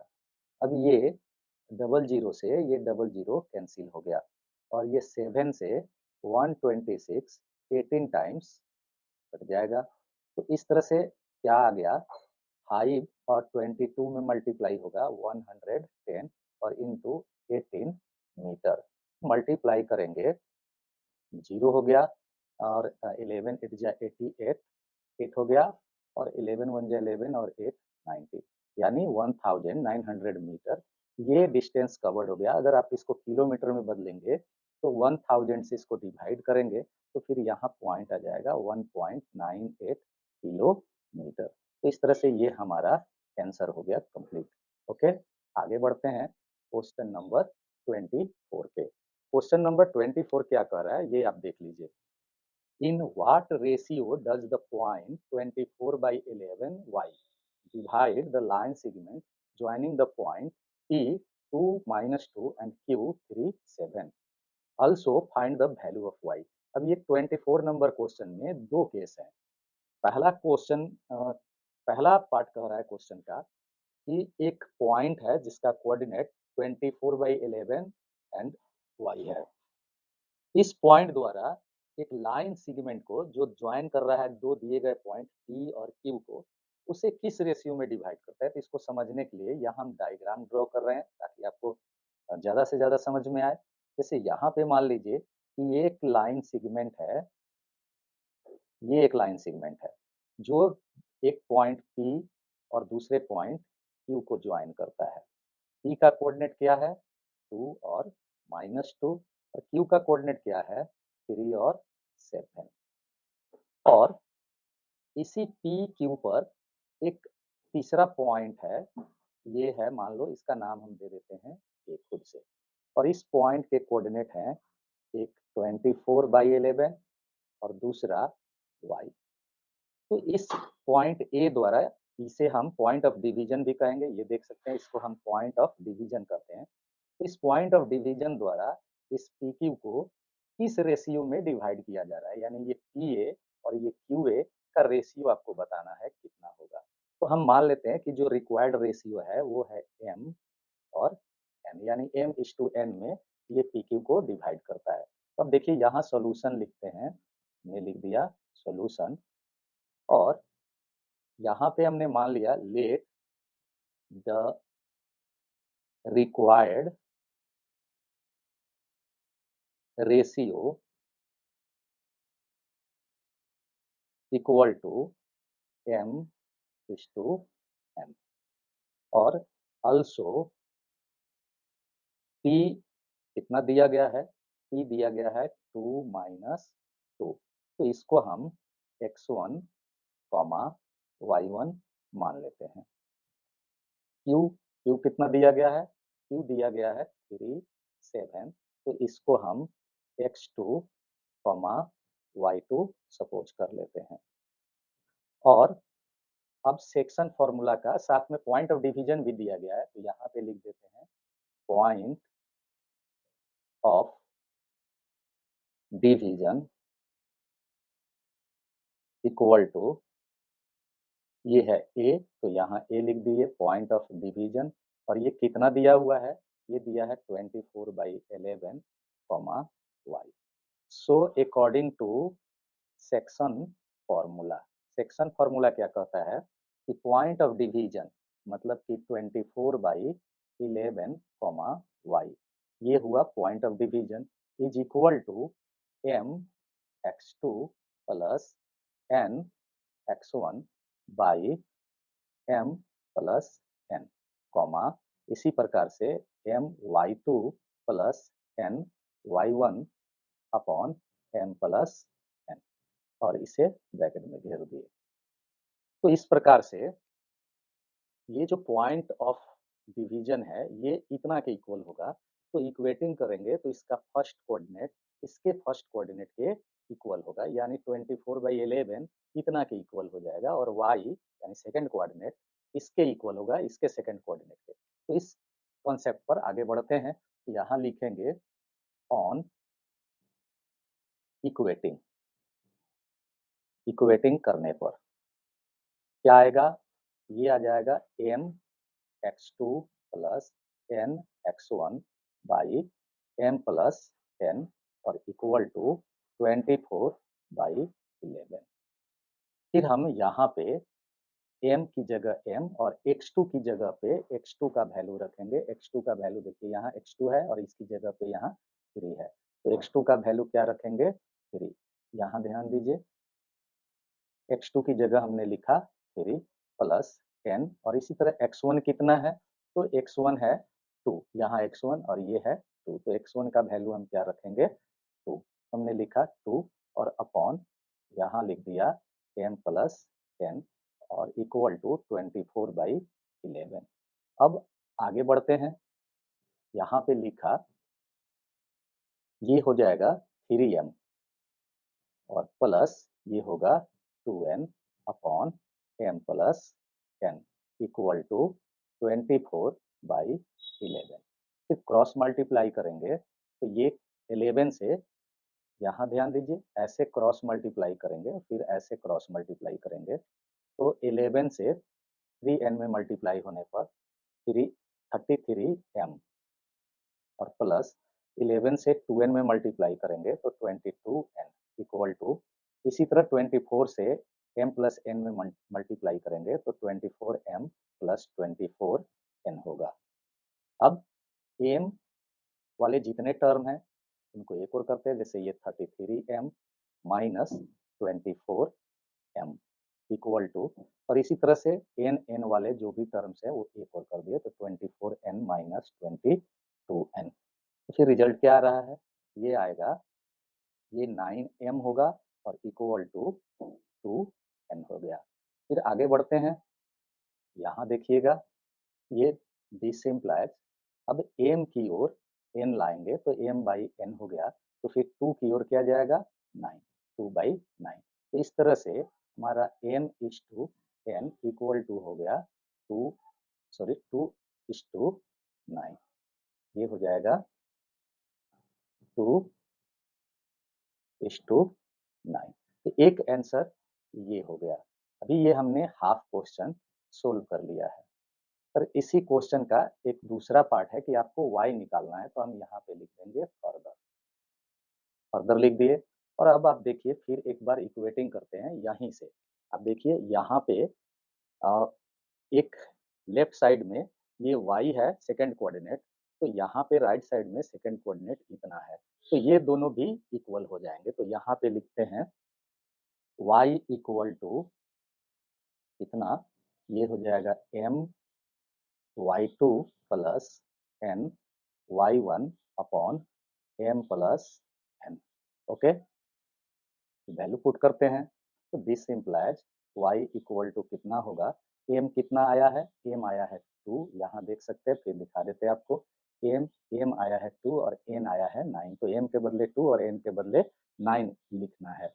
तो 2 इंटू, यहाँ लिखे 2 इंटू, और y2 कितना है, y2 एक बार फिर देख लीजिए, y2 यहाँ पे y2 है 7, तो हम यहाँ पे लिख देंगे 7, फिर प्लस n पहले ही बता चुके हैं कि ये 9 आया है, और y1 कितना है, तो y1 आप देख सकते हैं यहाँ पे y1 है, y1 आया है -2, तो आप y1 के बदले क्या लिख देंगे, -2, तो यहाँ पे हमने लिख दिया -2, और अपॉन ये हम लिखेंगे m कितना आया 2 और प्लस 9। सो अब सोल्व करते हैं तो ये हो जाएगा 14 और -18 अपॉन 11। तो इस तरह से सो y का वैल्यू कितना आ गया, सो y इक्वल टू यही लिख देते हैं, y इक्वल टू ये आ गया -4/11। तो ये हमारा दूसरा आंसर आ गया। इस तरह से हमने पूरे क्वेश्चन को सोल्व कर लिया। ओके, अब आगे बढ़ते हैं। ये है क्वेश्चन नंबर 24 का, और ये 24 का और है। अब पढ़ते हैं ये क्या कहता है। तो ये क्वेश्चन नंबर 24 क्या कहता है, सुन लीजिए। Find the ratio in which the line 2x + 3y - 5 = 0 divides the line segment joining the points 8 - 9 and 2 1। Also find the coordinate of the point of the division। ये क्वेश्चन कह रहा है कि एक पॉइंट है 8 - 9 और एक दूसरा पॉइंट है 2 1। तो इन दोनों पॉइंट को ज्वाइन करने वाले लाइन सेगमेंट को ये वाला लाइन किस रेशियो में डिवाइड करता है, और साथ ही आपको पॉइंट ऑफ डिवीजन का कोऑर्डिनेट भी निकालना है, यानी एक्स कोऑर्डिनेट और वाई कोऑर्डिनेट। तो देखिए यहाँ पे आपको एक पहले ही से दिख रहा है, एक लाइन सेगमेंट हमने ड्रॉ करके रखा है। तो मान लेते हैं कि ये लाइन सेगमेंट दो दिए गए पॉइंट, एक पॉइंट है 8 - 9 और दूसरा पॉइंट है वो है 2 1। तो इन दोनों पॉइंट को ये लाइन सेगमेंट ज्वाइन कर रहा है। तो इस पॉइंट का हमने खुद से नाम दे दिया P और इसका Q। अब क्वेश्चन कह रहा है कि इस लाइन सेगमेंट को एक दूसरा लाइन है, जैसे ये मान लीजिए एक और लाइन है, और इस लाइन का इक्वेशन दे दिया गया है। इस लाइन का इक्वेशन दिया गया है, यहाँ पे इस लाइन का इक्वेशन लिखते हैं 2x + 3y - 5 तो इक्वल टू 0। इस लाइन द्वारा इस सेगमेंट को लाइन सेगमेंट यानी PQ को किस रेशियो में डिवाइड किया जा रहा है। ये जो लाइन है, इस लाइन द्वारा इस PQ को किस रेशियो में डिवाइड किया जा रहा है। तो मान लेते हैं यहाँ जो पॉइंट ऑफ डिवीजन है, इस इंटरसेक्शन पॉइंट का एक नाम दे देते हैं। जैसे हमने नाम क्या दे दिया, यहाँ पे हमने नाम दे दिया A। तो इस A के कोऑर्डिनेट को भी फाइंड आउट करना है कि A का कोऑर्डिनेट क्या होगा। तो सबसे पहले तो हम ये मान लेते हैं कि इसका जो रेशियो हमें निकालना है PA, ये PA M है और ये QA N है, यानी PA और QA का रेशियो। अब देखिए यहाँ PA दिखाई दे रहा है और ये QA, इन दोनों का रेशियो M/N है। तो यहाँ पे सोल्यूशन लिखते हैं पहले, सोल्यूशन, और फिर मान लिया let be required ratio equal to M/N, ठीक है। और P बराबर अल्सो यहाँ लिख दिए कि जो एक पॉइंट दिया गया है 8 - 9 वो P है, P equal to 8 - 9 and Q equal to वो कितना है, वो है 2 1। सो अब पॉइंट ऑफ डिवीजन A निकालते हैं। So from section formula, section formula से पॉइंट ऑफ डिवीजन यानी A इक्वल टू होगा M x2 + N x1 by M + N और comma M y2 + N y1 by m plus n। पर यहाँ पे अब x2 y2 x1 y1 कौन है, तो ऐसा करते हैं, यहाँ जगह छूट गया लिखना तो हम यहीं पे लिख देते हैं फिगर में, यहाँ पे equal to x1 comma y1 यहाँ हमने लिख दिया और यहाँ लिख दिया x2 कॉमा y2। अब ध्यान दीजिए कि यहाँ पे m की जगह तो m ही लिखना है, पर x2 क्या है, तो यहाँ देखिए ये है x2 का मतलब हुआ 2 और x1 का मतलब हुआ 8, y1 का मतलब है -9 और y2 इक्वल होगा y1 के। अगर कुल मिलाकर कहें तो इस तरह से आपको मल्टीप्लाई करना है, m से इधर वाले में मल्टीप्लाई करना है और n से इधर वाले में मल्टीप्लाई करना है। तो हम यहाँ पे m की जगह m लिखे और x2 की जगह पे क्या लिखेंगे 2 और प्लस n की जगह n लिखे और यहाँ पे x1 की जगह क्या लिखेंगे 8 अपॉन ये हो जाएगा m प्लस n, फिर कॉमा इसी तरह से m की जगह m और y2 कितना है, तो यहाँ देख लीजिए ये m से इधर मल्टीप्लाई करेंगे तो y2 होगा 1, तो यहाँ पे हम लिख देंगे m इंटू 1 प्लस यहाँ n और इंटू y1 कितना है, y1 है -9, y1 यहाँ है, आप देख सकते हैं इधर इधर n से इस साइड मल्टीप्लाई करेंगे तो ये y1 हो जाएगा -9 और फिर अपॉन यहाँ पे हो जाएगा m प्लस n ब्रैकेट में घेर देंगे। तो इस तरह से point of division a equal to हो जाएगा, सो a इक्वल टू ये हो गया 2m plus 8n upon m plus n comma m minus 9n upon m plus n। तो हमने पॉइंट ऑफ डिवीजन a निकाल लिया। अब आप देखें कि ये जो a है ये इस लाइन पर भी लाई कर रहा है, ये जो लाइन आप देख रहे हैं जिसका इक्वेशन यहाँ दिखाया गया है तो इस इक्वेशन वाले लाइन पर ये पॉइंट ए लाई कर रहा है, इसलिए ए का जो कोऑर्डिनेट्स हैं वो इसको सेटिस्फाई करेंगे, मतलब इसके एक्स की जगह ए का ये एक्स कोऑर्डिनेट रखेंगे और इसकी वाई की जगह इस ए का वाई कोऑर्डिनेट रखने पर ये सेटिस्फाइड रहेगा। तो हम यहाँ पे लिखते हैं कि as A lies on the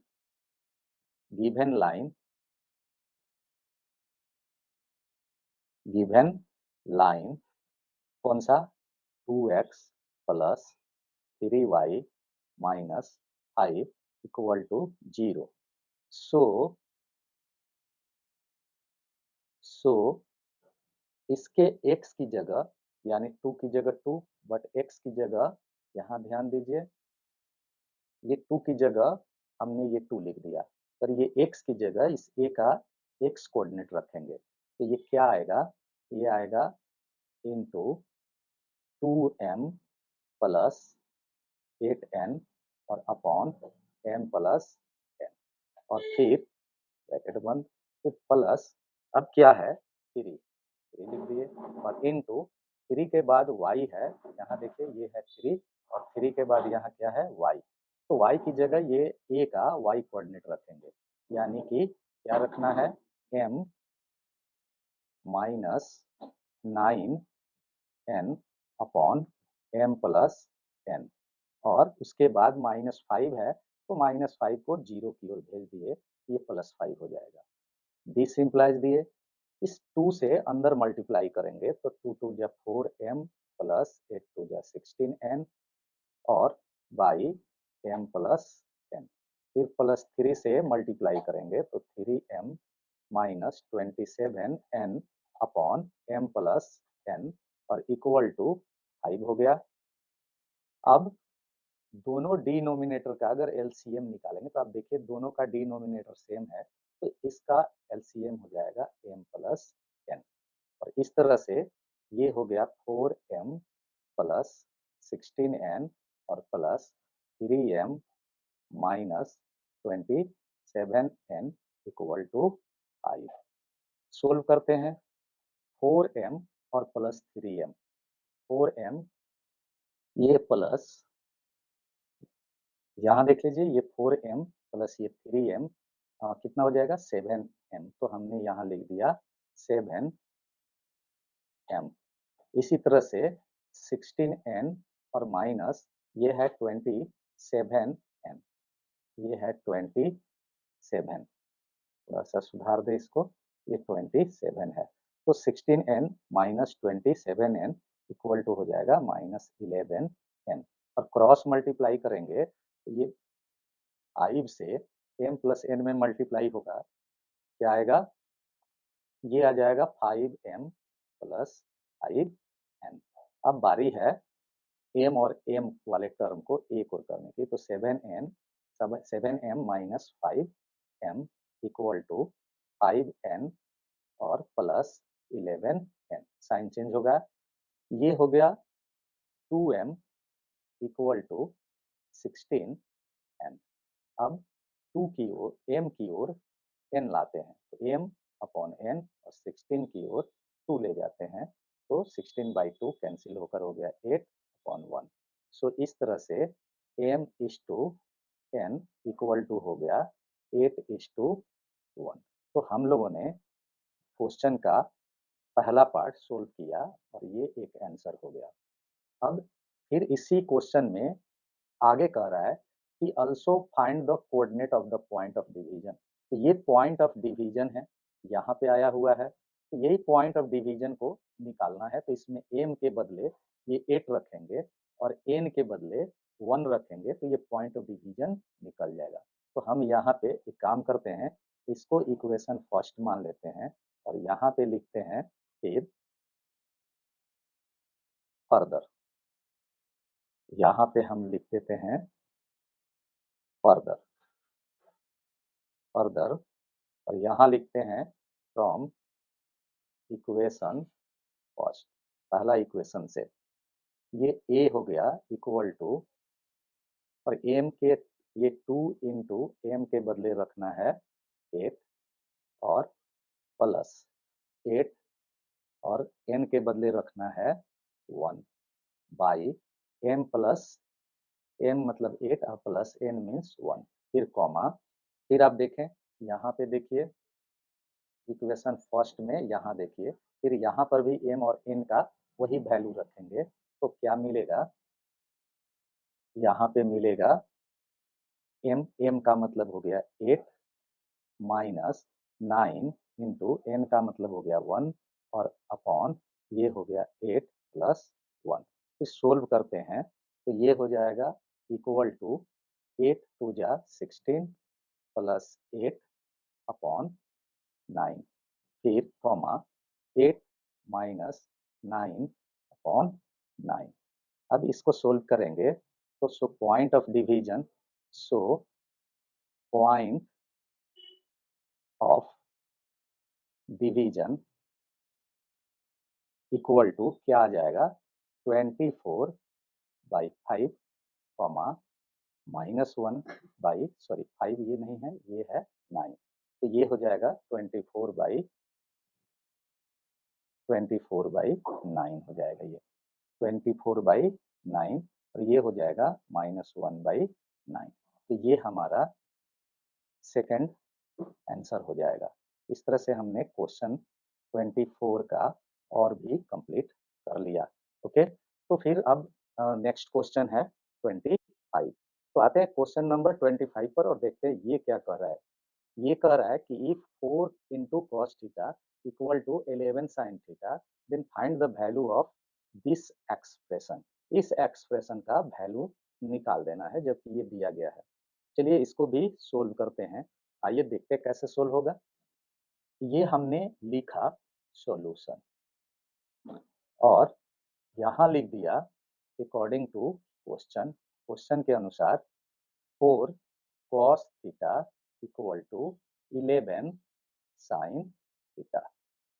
और अब क्या करते हैं, cos थीटा की ओर साइन थीटा को लाते हैं, cos theta upon sine theta होगा, और 11 की ओर 4 ले जाते हैं तो 11/4 हो गया।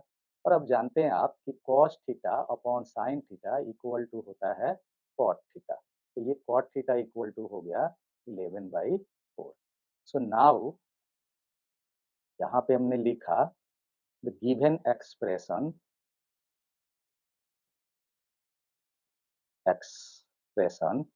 Equal to 11 cos theta minus 7 sin theta upon 11 cos theta और प्लस 7 sin थीटा। तो आप जानते हैं कि cos थीटा, यहाँ देखिए cos theta by sin theta cot theta होता है, और यहाँ पे cos थीटा है और इसे cot थीटा में अगर बदलना है तो इसको sin थीटा से डिवाइड करना होगा। तो हम बैलेंस करने के लिए ऊपर और नीचे दोनों को, यानी न्यूमरेटर और डिनोमिनेटर के प्रत्येक टर्म को कितना से डिवाइड कर देंगे, sin थीटा से। तो हम यहाँ पे इसको इस तरह लिखते हैं 11 cos theta upon sin theta minus 7 sin theta upon sin theta.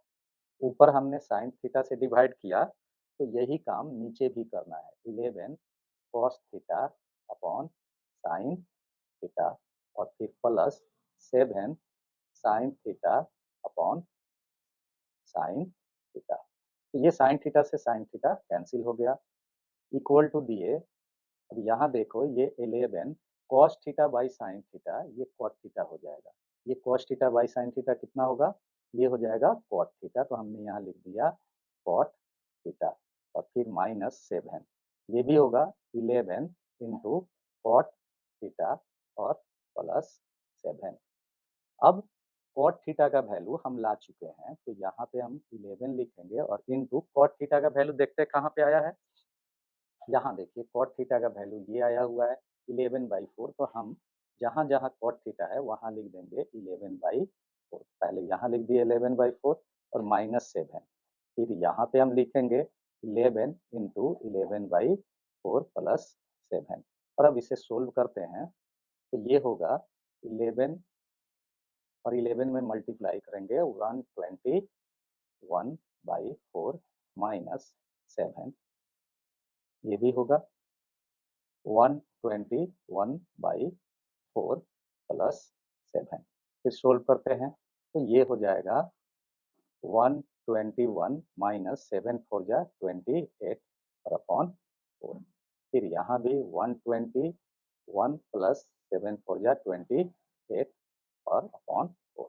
So 4 to 4 cancel हो गया और 121 माइनस 28 करते हैं तो 11 माइनस 8 हो जाएगा कितना, 3। और ये 11 माइनस 2 कितना हो जाएगा, 93। और ये हो जाएगा 819 और 2 2 4 और 1। तो ये हो गया हमारा आंसर, ये कंप्लीट हो गया। तो इस तरह से हम लोगों ने क्वेश्चन नंबर 25 कंप्लीट कर लिया है। तो अब आगे ये क्वेश्चन नंबर 25 का और है। ये क्वेश्चन को पढ़ते हैं कि क्या कह रहा है। क्वेश्चन कह रहा है कि the angle of elevation of the top of chimney from the foot of A tower is 60 degree. मतलब कि एक चिमनी के टॉप का एंगल ऑफ एलिवेशन एक टावर के फुट से 60 डिग्री है। And the angle of depression of the foot of the chimney, यानी चिमनी के फुट का एंगल ऑफ डिप्रेशन कहाँ से, from the top of the tower, tower के टॉप से कितना है, 30 degree. If the height of the tower is 40 metre, अगर टावर का हाइट 40 मीटर है, find the height of the smoke emitting chimney. तो स्मोक एमिटिंग चिमनी का height बताओ क्या होगा। और यहाँ पे एक कंडीशन दिया गया है कि according to pollution control norms the minimum height of a smoke emitting chimney should be 100 metre. ठीक है, यानी कि स्मोक एमिटिंग चिमनी का हाइट 100 मीटर होना चाहिए। अब यहाँ इसका देने का पर्पस क्या है, इसको किस लिए दिया गया है। यहाँ आपको क्लियर कर दें कि चिमनी का हाइट कम से कम 100 मीटर होना चाहिए, और जबकि टावर का हाइट कितना दिया है, 40 मीटर। तो इसका अर्थ ये हुआ कि चिमनी टावर से लंबी होगी, यानी टावर का हाइट छोटा होगा और चिमनी का हाइट बड़ा होगा। ये क्लियर हो गया। तो आप देख लीजिए यहाँ पे हमने पहले ही से एक डायग्राम ड्रॉ करके रखा है, बाकी अभी हम इस पे और डायग्राम ड्रॉ करेंगे। तो चलिए इसको समझाते हैं फिर से इस डायग्राम पर। मान लीजिए कि ये चिमनी है, चिमनी सॉरी ये टावर का हाइट है। मान लिया कि ये ए, बी, ये ए है और यहाँ बी है, ये टावर का हाइट हो गया। और ये कितना दिया हुआ है? ये दिया हुआ है 40 मीटर। और इससे कुछ डिस्टेंस पर ये डिस्टेंस हो गया, ये चिमनी है। तो मान लेते हैं कि चिमनी का हाइट हो गया सी डी, और यही आपको निकालनी है। ये सी डी निकालनी है कि सी डी कितनी होगी, ये डी है। हम इसे एक मिनट साफ लिख देते हैं, ये है डी। तो यहाँ हमने लिखा डी, ठीक है। और अब क्वेश्चन कह रहा है, यहाँ पढ़िए कि the angle of elevation of the top of chimney, यानी चिमनी के टॉप का एंगल ऑफ एलिवेशन कहाँ से? From the foot of tower. तो ये देखिए टॉप है, चिमनी का टॉप कौन है? सी। तो सी का एंगल ऑफ एलिवेशन कहाँ से? तो फुट ऑफ द टावर यानी बी से। इसलिए हम इस सी से बी को ज्वाइन कर देंगे। तो ज्वाइन करते हैं इस तरह से, देखिए ये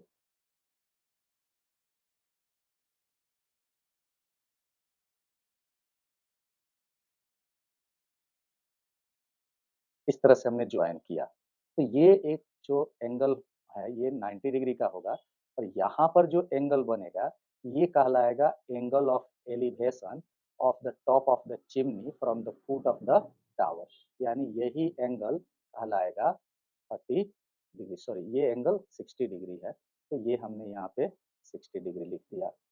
तो ये समझ गए आप? फिर से एक बार आपको समझा दे कि ये कह रहा है कि चिमनी के टॉप का, तो चिमनी का टॉप कौन है? सी। यहाँ देखिए चिमनी का टॉप है सी, तो सी से इसके सी का यानी टॉप का किसके फुट से? टावर के फुट से यानी बी से एंगल ऑफ एलिवेशन कितना है? 60 डिग्री है। तो यहाँ पे हमने एंगल ऑफ एलिवेशन 60 डिग्री बना दिया। फिर कहा है कि the angle of depression of the foot of the chimney. तो चिमनी का फुट कौन है? वो है डी।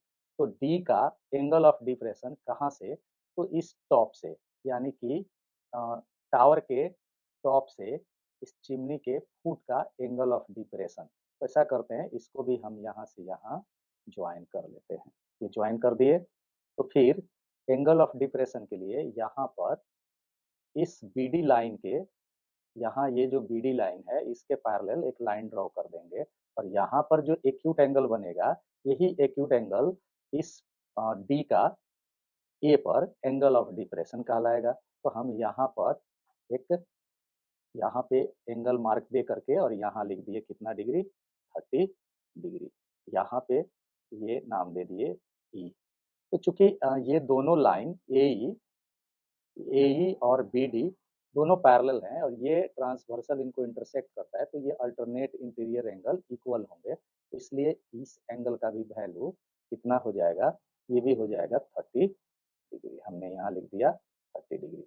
अब देखिए यहाँ पर भी एक राइट ट्रायंगल बना है ए बी डी, और यहाँ भी एक राइट ट्रायंगल है ये वाला, देखिए एक सी डी बी और एक है ए बी डी। तो ये दोनों राइट ट्रायंगल को एक एक करके यूज करना है। तो सबसे पहले हम उस राइट ट्रायंगल को लेंगे जिसमें एक एक्यूट एंगल मालूम है और उसका एक साइड भी मालूम है। तो ये है ट्रायंगल ए बी डी। तो हम इस ट्रायंगल का यूज सबसे पहले करेंगे। पहले कुछ यहाँ पे लिखना है। हमने यहाँ लिखा सॉल्यूशन, और इसमें हमने ए बी को क्या माना है? तो यहाँ पे पहले लिख देंगे लेट। पहले क्या लिखेंगे? लेट। यहाँ लिख दिए let A B equal to height of the tower. ये टावर का हाइट हो गया, तो कितना दिया हुआ है? 40 मीटर। और क्या दिया गया है? C D. सी डी क्या है? ये है हाइट ऑफ द चिमनी। तो यहाँ पे हमने लिखा हाइट ऑफ द चिमनी, और ये कितना दिया हुआ है? ये नहीं दिया है, इसे निकालना है, तो ये हमने वाट लिख दिया। और एंगल CBD, देखिए यहाँ पे एंगल CBD कितना दिया है 60 डिग्री, तो हम यहाँ लिख देंगे angle CBD equal to 60 degree.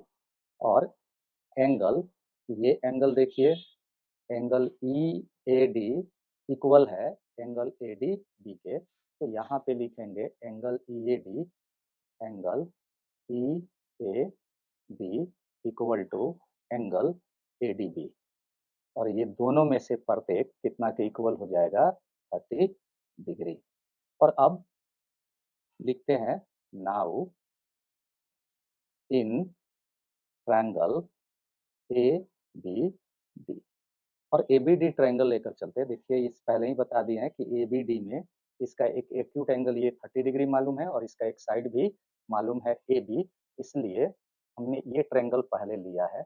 और इस ट्रायंगल में ध्यान दीजिए ये आपको इस एंगल के लिए परपेंडिकुलर कहलाएगा, तो ये परपेंडिकुलर मालूम है।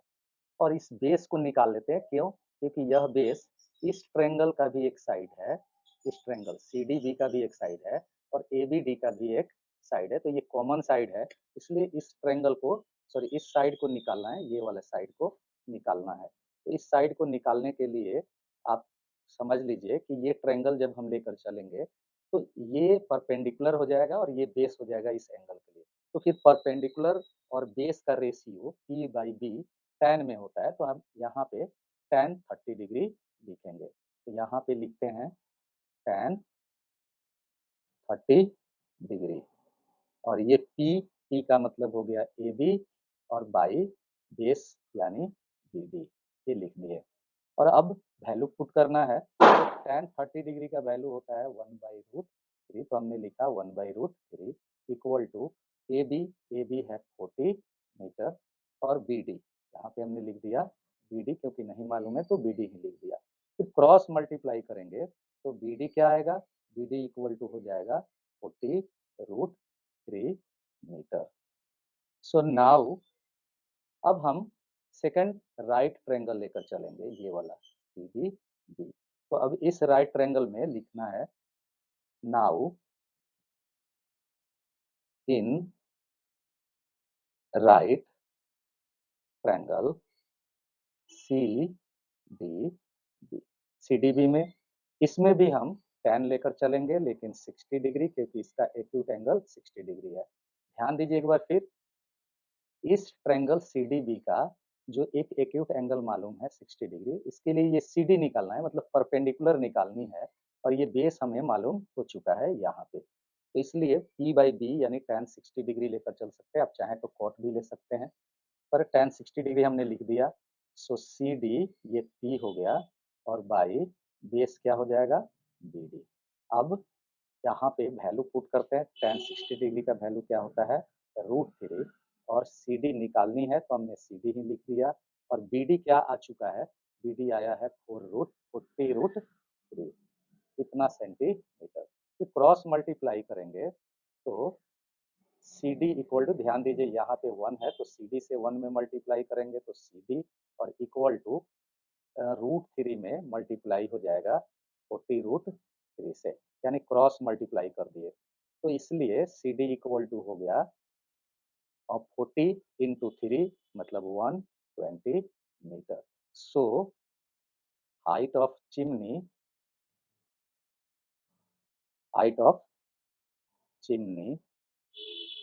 इक्वल टू कितना आ गया 120 मीटर, तो ये हमारा आंसर हो जाएगा। ओके, तो इस तरह से हमने, तो स्टूडेंट इस प्रकार हम लोगों ने assessment paper, self assessment paper 2 का सेक्शन ए और सेक्शन बी के सारे क्वेश्चन को सोल्व कर लिया है।